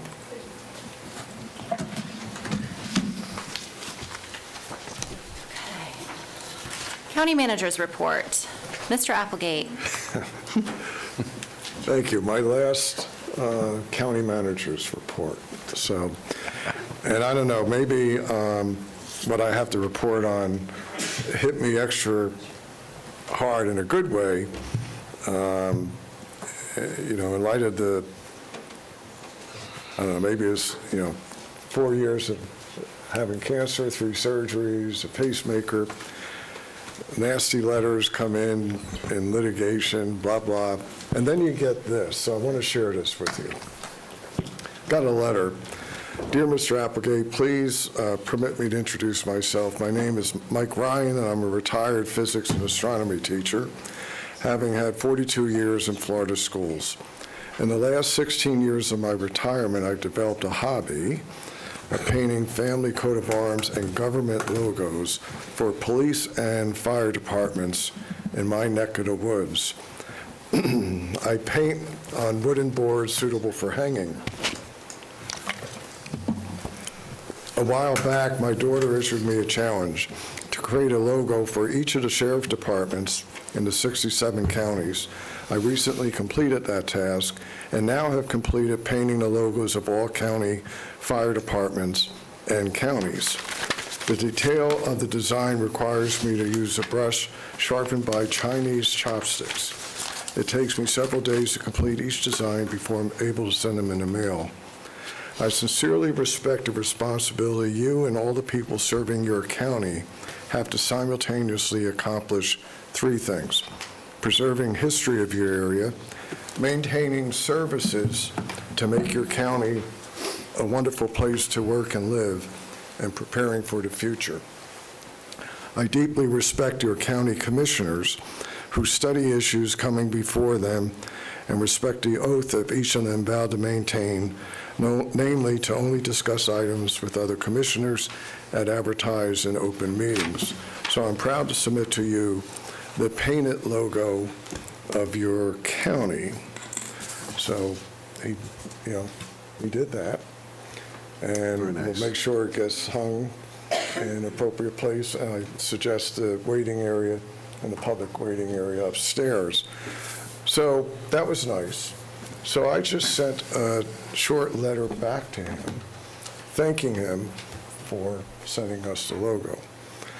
And he responded, to use an overworked expression, your thank you letter of January 30th literally blew me away.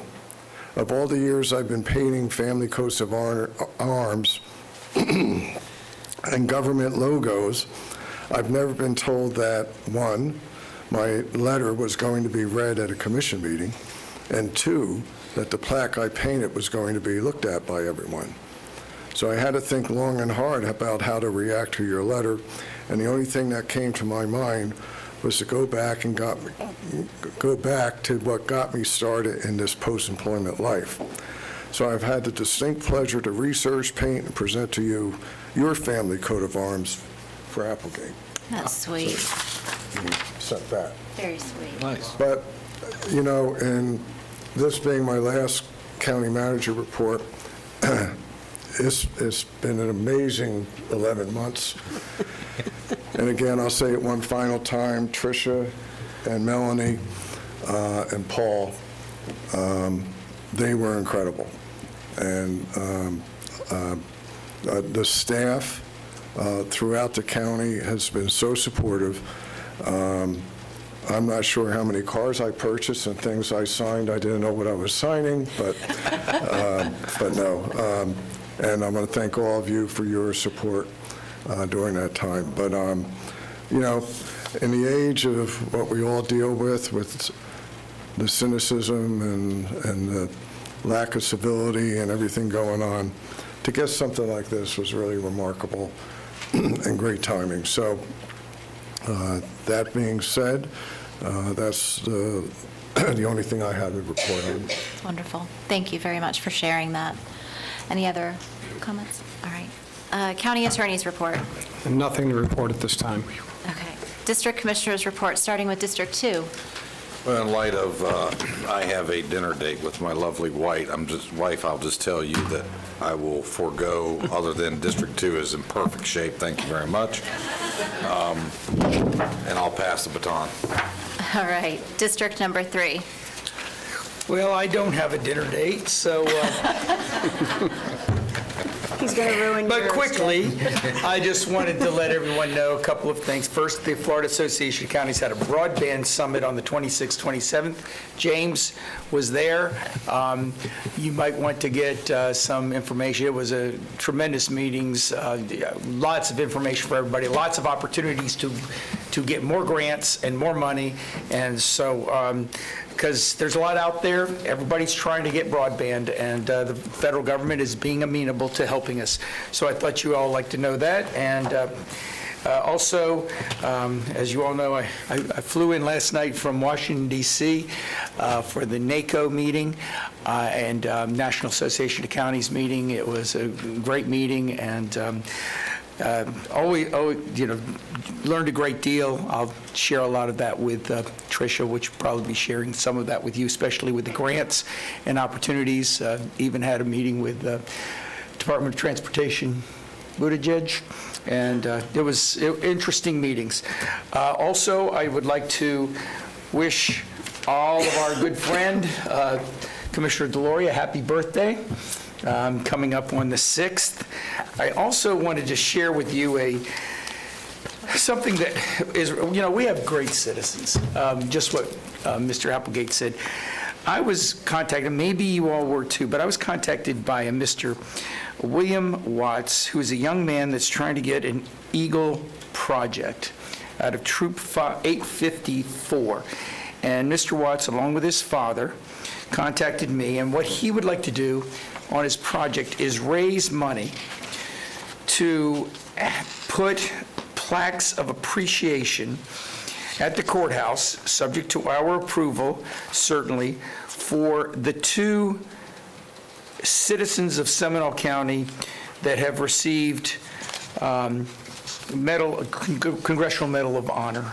There is only 3 from his records that have a Congressional Medal of Honor in Florida on the war and terror, and 2 of them are from Seminole County. And he's willing to raise the money. He's willing to accept approval that he and his father have done all the work. Instead of just approving it right now, I think it's worth us asking him to come and give us a presentation on it, and then, seeing if we would like to approve it. But I mean, it was very touching.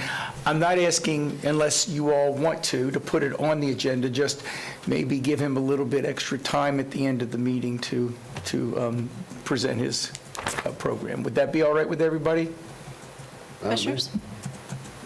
The only thing that I would ask is that with the renovation, projected renovation of the building, of the courthouse, we need to coordinate it, that's all. Well, that's what he wants to do. Clearly, he wants to get approval, and it would be subject to whatever requirements we put on it and everything like that. So the only other thing I would have is something that was concerning to me, and I mentioned it to our county attorney and a county manager today, and I would like to let Ms. Johnson know. There was a bill filed last night, 7:40, by our own Senator Broder, which is looking for a blue ribbon committee on county realignment. And when asked about that, he said he was, just because of the population changes, he was curious. That, I'm not suggesting it's good, bad, or indifferent, it just worries me. So I would like 740 to become something of concern. I can assure you it's already of concern to the Florida Association of Counties. We're going to stay on top of it. It's fascinating. Back on the plaques for the Gold Medal of Honor winners, I don't know if the policy that we adopted relating to naming or recognizing people in our public places might come into play, but I'd ask the county attorney's office to look at that. They are both gone. Neither. Right, but we have a policy Yes, I know. of what our process is, so we just need to follow that process, whatever it is that we've established. I will communicate with him and our county attorney. Right, and what I'm asking is that the county attorney's office let the 5 of us know what our policy says, so we're all on the same page about what our process should be. Mr. Zembauer? And I would also like, maybe the staff could pull in the Veterans Affairs folks, because there are other medals, Purple Heart, Silver Star, on and on and on and on how that would be handled accordingly. It's a wonderful project. We just need to make sure we're doing it the way that we've said we would do things. There is a process, and you also have to work with the Boy Scouts of America. Yeah. Yes. My son's Eagle Project was restoring the grave site of the first Marine killed in the Civil War, so Oh, wow. I know the process. Okay, great, wonderful. Just to finish it, that's why they want to do whatever is proper. Yeah, I mean, there's no concern about that. That's great. All right, that's all. We'll move to District 5. I'll be brief in honor of the Zimbauer date tonight. My wife is so thrilled indeed, thank you. And I'm I even just more have thrilled. one short thing, and that's to announce that at the last board meeting of Lynx, Tiffany Holmer Hawkins was moved from interim to CEO of the organization. She brings a wealth of knowledge and decades of experience with Lynx and provided stability in what could have been a very unstable time with the unexpected passing of the CEO in that organization. So we look forward to serving on her behalf. That's great. District 1. Thank you. I do have a dinner date with my father tonight, so it's just as important. So I do want to acknowledge an individual from the Oviedo area, Judith Dolores Smith. We all know her. Over the past 5 years, she's been working very diligently and hard to not only preserve a building in the Jamestown area, but to get the funding for the rehab. And she's been able to get the building, the rehab, and it was a groundbreaking yesterday, and it will now be a museum for the Historical Oviedo Colored School Museum. And what Judith Smith and her board did over the past couple years should definitely go noticed. It will definitely bring light to several things in this area, as well as allow the past to speak. And I wanted to acknowledge Judith and her board for all their hard work and for obtaining the funding to renovate the building in Jamestown. Try to, as you go into Jamestown, it's on the left-hand side. It's a little building. She even got a roofer to refab the roof. It's a fully metal building now, a fully metal roof. And Judith should definitely be complimented for all her hard work and for her tenacity over the last 5 years when everyone was telling her the building is falling apart, there's holes in the roof, it's not safe. She had a vision. It was clear. She had the right direction. She was able to get the money. She was able to get contractors. The roof is now complete. The building is now safe, and they're going into the next stage. If anybody wants to help her, please contact Judith Smith.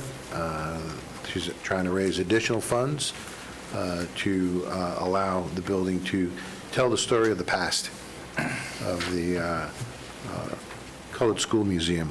So, Judith, congratulations. You've done a phenomenal job. The other thing is that I will be filling out the proper paperwork to ask the board to put something on the agenda. I was talking to Pat Wilson. You may remember Pat. She's now a new member of the Soil and Water Board.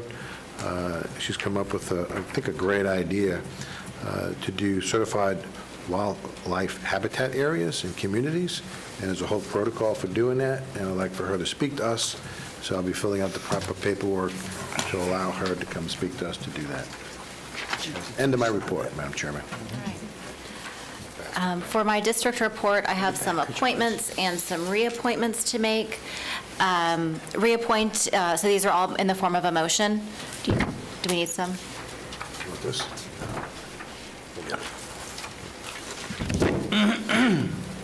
These are all motions. Reappoint John Lomersey to the Agricultural Advisory Committee for a 2-year term expiring December 2024. Second. Or were you going to keep going? I was going to keep going. Keep going. Is that Then I'll do okay? it, If yeah. you decide there's one in here you don't like, you can yank it out. Appoint James DePoy to the Contractor Examiner Board for a 1-year term expiring December 23. Reappoint Kim Carroll to the Historical Commission for a 2-year term expiring December 24. Appoint Isaac Abdelmasai to the Parks and Preservation Committee for a 2-year term expiring December 24. And reappoint Ed Schuckman to SCIDA for a 4-year term ending December 2026. Second. Motion and a second. Any discussion? All those in favor say aye. Aye. Any opposed? Motion passes unanimously. Thank you. Want to draw your attention to an invitation that you should have already received, but want to make sure that others in the community are aware also. We are hosting the Rosenwald History Harvest and Barbecue Lunch at the Rosenwald Center this Sunday from 1:30 to 3:30. That's at 1096 Merritt Street in Altamont Springs. It's an opportunity for us to partner with the community and the UCF Riches Program. They do local history harvests. They come into a community and they interview people and they take photographs, old photographs, and help to have those become a part of a permanent record of that community's history. So huge shout out to UCF for that partnership and working with us and Rosenwald. Thank you to all of our team members that have been out there on the property this last week. Folks from our facilities department and parks department have been out there sprucing the property up just enough so that we can host the community before we start demolishing some buildings. We're going to get it pretty, and then we're going to knock it down. But it really should be a wonderful time. So please come out and join us for that opportunity. Before I move to my chairman's report, I just want to remind everyone that if you have something that you would like to address the board with, your yellow comment form needs to be brought to Ms. Beach now, not later. This is the time if you'd like to speak. We're collecting public comment forms long before public comment begins. So I know I probably sound like a broken record, but I don't know who tunes in at what point, so I'm saying it yet again. Bring your yellow speaker form down to Ms. Beach if you would like to address the board. Now, I'd like to get consensus from the board to send a letter of congratulations from our board to Martha R. for being a finalist for Central Floridian of the Year. That's through the Orlando Sentinel. So moved. Second. Motion and a second. Any discussion? All those in favor say aye. Aye. Any opposed? Thank you. Motion passes unanimously. On February 2nd, I had the opportunity to visit with students from Seminole High School to our Yankee Lake facility, going through the scrub jay habitat. We spent a couple of hours out there. Just an amazing group of students, and again, our staff was phenomenal in giving them the full opportunity to see what great work has been done out there, and actually got a chance to watch some of the scrub jay land near people. And I didn't realize this, but you'll have to have a certain designation in order to be allowed to lure the scrub jay with peanuts. Mm-hmm. So they gave this very stern warning to the students and to any adults who might have been present. We are throwing peanuts for scrub jay. You cannot. But it was great. It's the first time I've seen the scrub jay up that close. And for any of you that would like to go out there, I know our staff would be happy to give you a tour. It really is phenomenal. And that proclamation is coming at our next board meeting that we gave staff direction to come back with. I also want to give a shout out to David Johnson, our property appraiser, and J.R. Kroll, our tax collector, who were both the presenters at Good Morning Seminole through the chamber this last week. They did a fantastic job answering all kinds of questions and talking about what it is that their offices do. Today at lunch, we had the sandwich rings in the back conference room. If that was something that the board and that our staff felt was helpful on those board meetings, we'll continue to do that. I'm going to kick it off with throwing some money in the kitty to fund those sandwich rings moving forward. If anybody else would like to join me in that, please just let me know. Happy to. And that is all I have for my report. I have no future agenda items noted. And now we'll move to public comment. So Ms. Beach, who do we have first? Bill Kirchhoff. Mr. Kirchhoff, would you like to come down and address the board?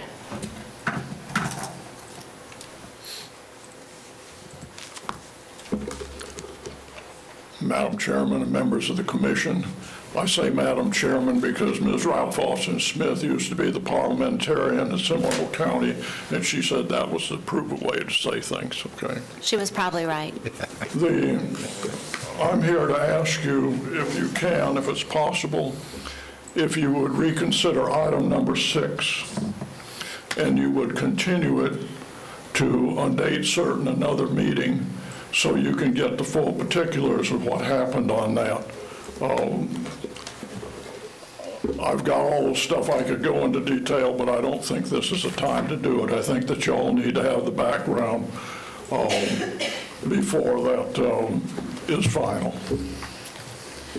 Well, I think it is final. yeah, Mr. Kirchhoff, because we voted on that as a part of our morning agenda, I'll have to look to the board, or to our board counsel to tell us what our options are at this point, since it was already voted on. Under your rules of procedure, section 2.160, motion to reconsider a vote, it would, if there is an inclination to do that, it would have to be one of the commissioners that voted in favor of the motion. And since it was a unanimous vote on the consent, any of the commissioners could do that. And you could either vote to, once the motion for reconsideration is granted, then you have the option of continuing it to a future date for reconsideration then, or to have full discussion and further input on it at this time. I have a couple of questions for you then. Is this a time constraint situation that we have to have this decision to one of the affected papers? I would need to refer to Ms. Bailey Brown on that if she's here. Could you come up, Ms. Brown? I'm so sorry. We might barely be able to hear you, but certainly the public wouldn't. Mr. Kirchhoff, we're going to let Ms. Bailey Brown come forward and answer the question about timing. The timing... We're going to let her answer that question. The timing is that you have to do certain things in order. Right. You still have time. There's enough span between now and May to get the formats and everything set up so that it can be in the proofs. There's time, so there's time before the next meeting. Thank you. And so I'm going to let Ms. Brown, Mrs. Bailey Brown, who is behind you, we're going to let her take the podium for just a moment and let her answer that question for us so that we can have it on the record from our staff. Thank you. Lori Bailey Brown, Resource Management Director. I would have to verify with the Tax Collector's Office on timing, but I believe there is time. We tried to bring this in February of each year to give us adequate time to get the ads placed. But I'd need to verify how much time we'd have. Okay. Is there a motion for reconsideration as Mr. Kirchhoff is requesting, or any questions? Mr. Zembauer. I have a question, Mr. Kirchhoff, since I was the motioner of this. Were you aware this was going to be on the agenda today? I was aware it was going to be on the agenda today, and my publisher was here.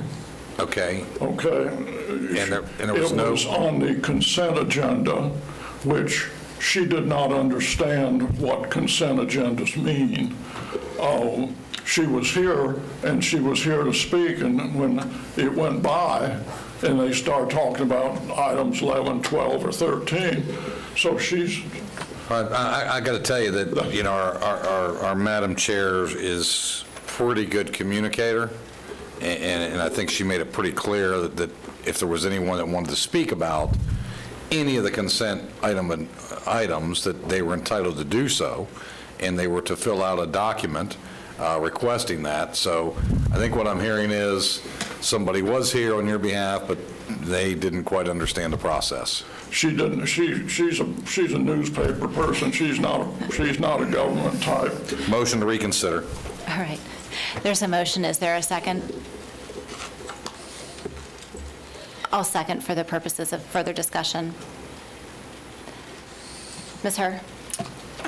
I realize that there may be background to this, but it is a simple question for me of us spending approximately close to $10,000 more in taxpayer money to advertise in one paper versus another, and it's actually a paper that has a broader distribution. So I struggle with the notion that if every time we disappoint somebody, we're willing to stretch and spend a little bit more to get the same services, that is just not a way to run the organization. From my understanding, the question, this was not a formal RFP, but it was a solicitation of proposals through a department, doesn't have a hard deadline. The objection is that the quote may have come in a day later than the other quotes. The Sentinel responded with a smaller MSA, which covers our need, and a smaller price tag. So it was a competitive, it's a price war. It's that simple. So I get your paper and I love your paper, but I can't spend $10,000 more in taxpayer money whether we postpone this or not. Commissioner Sembauer? And I concur with that 100%. And if that is the only option, or if that is the only concern that Mr. Kirchhoff wishes to share, so be it. I would come down on the same side. That said, if there's information there that is extenuating or otherwise, then, we have to make a decision here whether we want to move forward to hear that.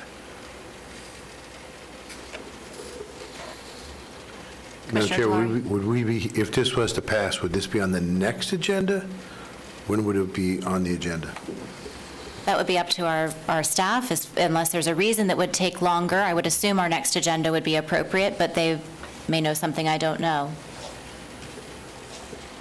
Yep, I just wanted to add that this isn't a competitive bid for advertising. It's explicitly excluded from our procurement policies for competition. It was a courtesy to receive quotes for this advertisement. I appreciate that correction to my language. My use of the word competitive was in price. One's a lot higher than the other. We took the least expensive. Okay. Is there any further discussion? All right, so the motion on the table to reconsider has a motion and a second. All those in favor say aye. All right, motion fails for lack of votes. What was that? We are not going to reconsider the item from this morning, Mr. Kirchhoff. Okay, so we did everything that said to do, and yet we never got a chance to bargain like the other side did. So let me ask you, were you expecting that your original quote of $42,000, that you would get an opportunity to then come in with yet another lower price? We never got a chance to do anything else. We did what the bid said. January 4th was the deadline. We submitted our bid on the 3rd. And what was your quote? How much? How much was your quote for? Our quote was about $42,000. And what happened is the Sentinels was $33,000, so they went with the lower of the two prices. But they got a chance to change their bid from 40-some thousand down to others. We never got a chance to even respond because we weren't in the conversation at all. We submitted our bid on time. They did not submit their bid on time. And it was 2 days after the bid deadline that the county and them got together on what was an acceptable bid. So it's not fair, and I don't understand why Seminole County would do that. Okay, Mr. Kirchhoff, I'm going to let the county manager weigh in at this point. Thank you, Madam Chairman. Lori, can you respond to Mr. Kirchhoff? Was the Sentinel allowed to change their bid, or not their bid, I'm sorry, their quote? No. Mr. Kirchhoff, behind you, Ms. Bailey Brown would like to speak. Excuse me. Yep. Yes, sir. I'd have to check the dates, but they did ultimately come back with a quote that included Seminole County only, rather than including the surrounding areas, which did reduce their original quote. But I'd have to check the date on when, again, this was a courtesy request for quotes. It doesn't follow our procurement guidelines on deadlines and so forth, but we got a quote from each on what it would cost to publish the ads. I understand that. I'm trying to think about a possible lawsuit. Again, I'll make a motion to reconsider as the motioner of the original. I'll second it, Madam Chairman. Motion and a second. Is there any further discussion? All those in favor say aye. Aye. Any opposed? Nay. Motion passes 4-1. I'm sorry, I must have been too low at saying nay. Okay, motion passes 3-2. So it will be reconsidered. Yep. Right. You're gonna give staff- Mr. Kirchhoff will gather all of the information. Our staff will probably brief each one of us separately before we put it back on the agenda next month. It'll be on the agenda next month. Yes, sir. Thank you very much. You're very welcome. Thank you very much, Mr. Commissioner. All right. Do we have any other public comment? Nancy Harmon.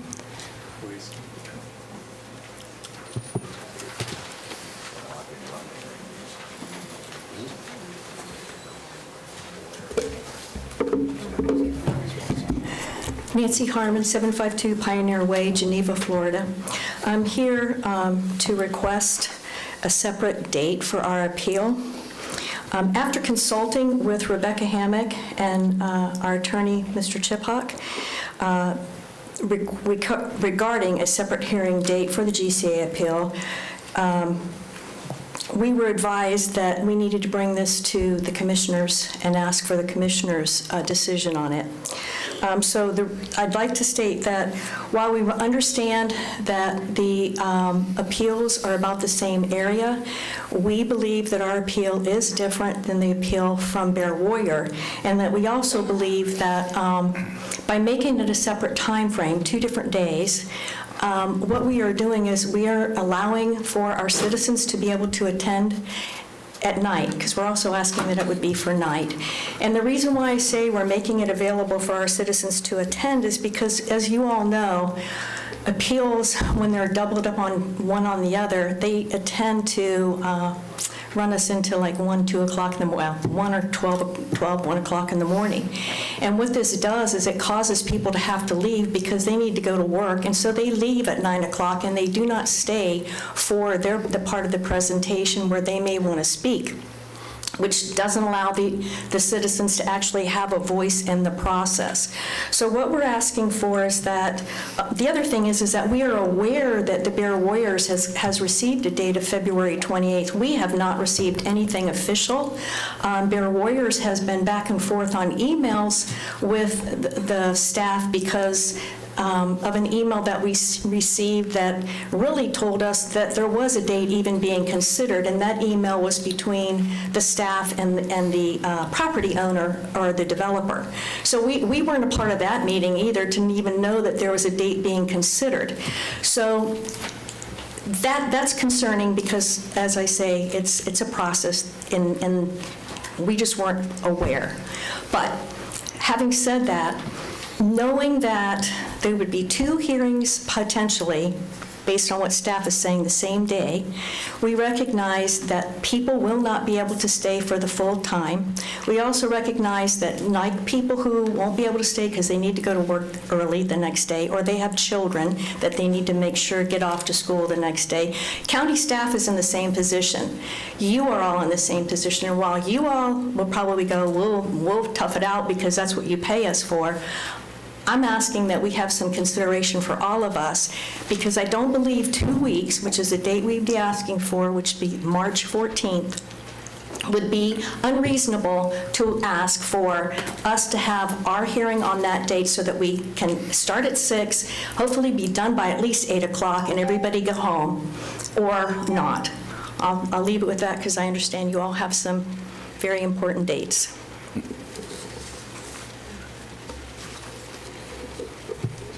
So I'm just asking that you would change, that you would allow the GCA to have their appeal heard on, I'm sorry.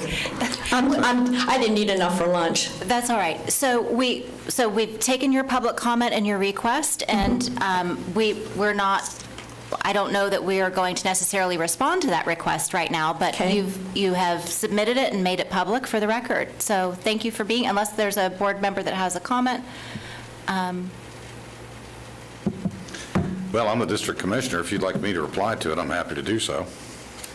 That's up to you, Commissioner Zembauer.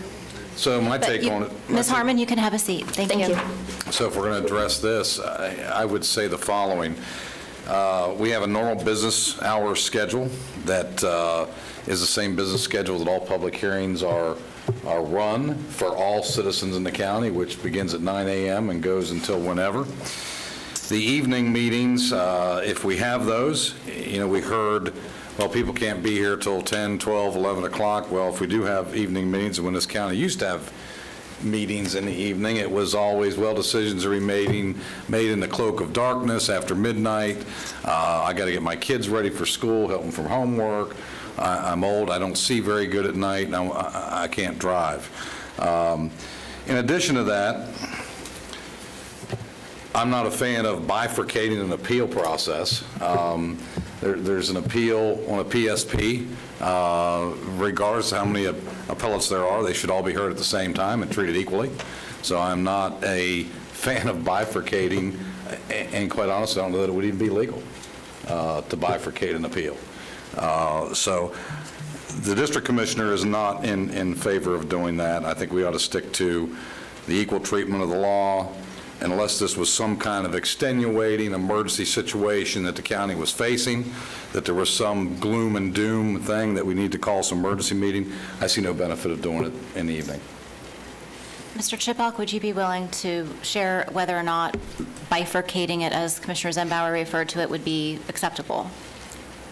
In my professional opinion, the courts all the time consolidate cases or similar cases for judicial efficiency because, again, it is stemming from the same property and the same PSP.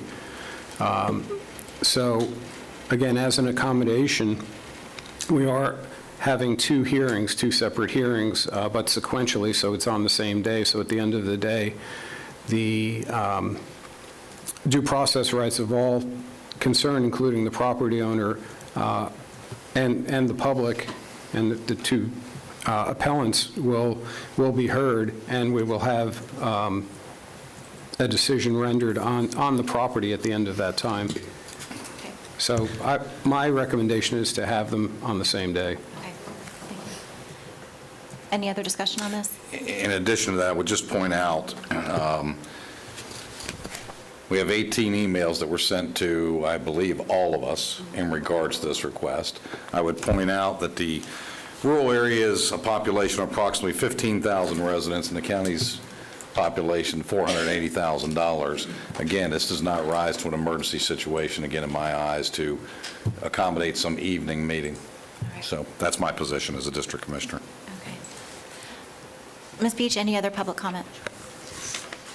Two more. Katrina Shaddix, followed by Richard Cleveland.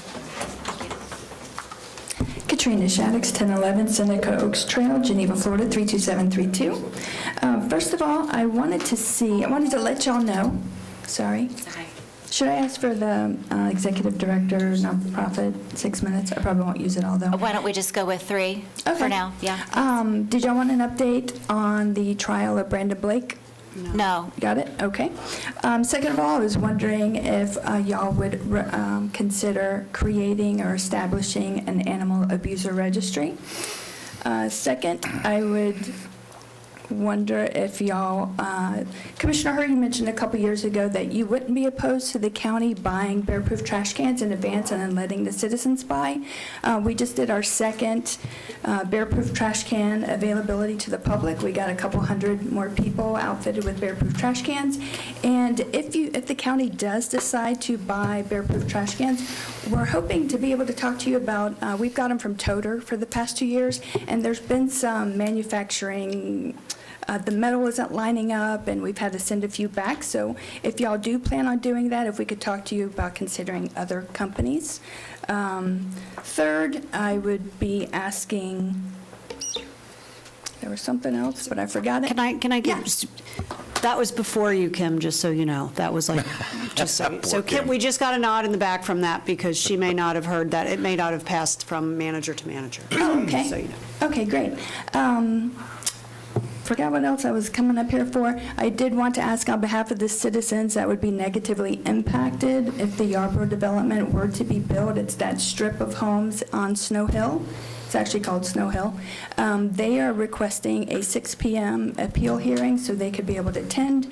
If that is opposed, I would ask that the appeal be put toward the end of the agenda so more people could attend. Maybe if it happened to pop up like now at 3 or 4, it would be easier for some of the citizens to attend if a 6 isn't doable by the county. Thank you. I have a question for Ms. Shaddix. related to the Bear trash cans. You were here sometime in the fall, I think it was, that you had ordered a truckload of these based on your 5K run or whatever your run was. How many of those have you disseminated to the public? All of them. Okay. And how many were there? Altogether, about 500. And did you have a general idea what part of the county that they were distributed to specifically?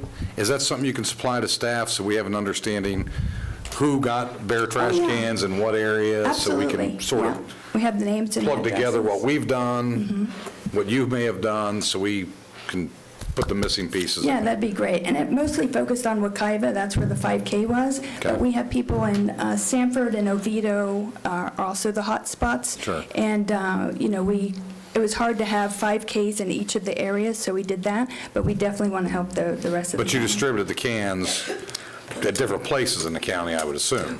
We had one distribution spot where they had to pick it up, and Okay. people from all over the county bought one, but 95% were in the Wekiva area. And did you keep track of names and addresses? We have every single name and every Great. single address. Perfect, great. If you can provide that to staff or to my office, I'll make sure it gets to staff. Oh, great, thank you. Thank you very much.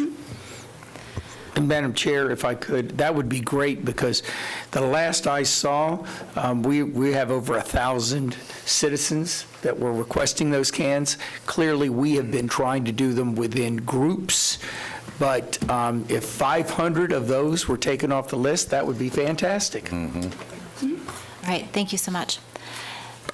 Richard Creedon, and we have one more, John Haran.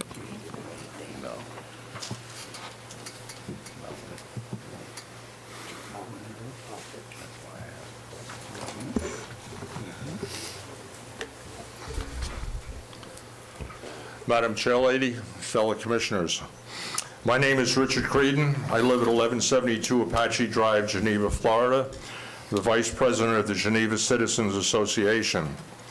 Why am I here today? I know you folks already discussed it about the different appeal date, but I want to weigh in with my opinion on it.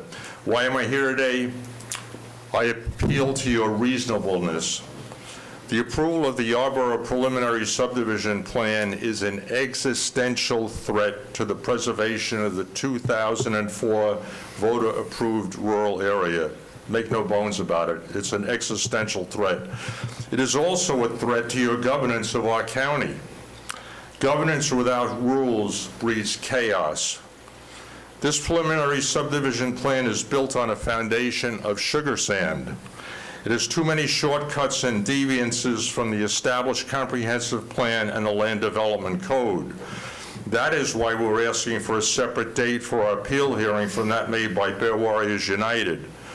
Although there may be some overlap in the contents of the appeals, they are both being prepared separately and with different legal counsel. In his refusal email to me, Mr. Chipak said that if the appeals go to court, that the court may consolidate them for simplicity. You are not a court. In hearing our appeal, you are both a quasi-judicial and a quasi-legislative body in which ordinary citizens should be able to express their opinions. We paid $1,000 for this appeal and sincerely believe that we will not be able to get a fair and impartial hearing if it is heard on the same date as Bear Warriors United.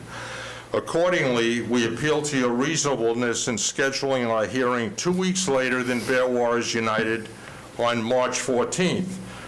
Since Pulte has already withdrawn from their contract with the Yarborough interests, this matter is not time critical to their development plans, but it will make a huge difference in our ability to effectively present our case for your consideration.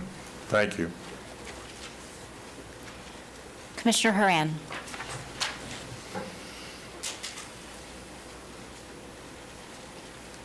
Madam Chairman, my name is John Haran, 1612 Wood Duck Drive, Winter Springs, Florida. I am here not on a specific matter before you, but as a quasi-deputy, deputized for the special purpose of unloading some of the duties that the sheriff's office has to do.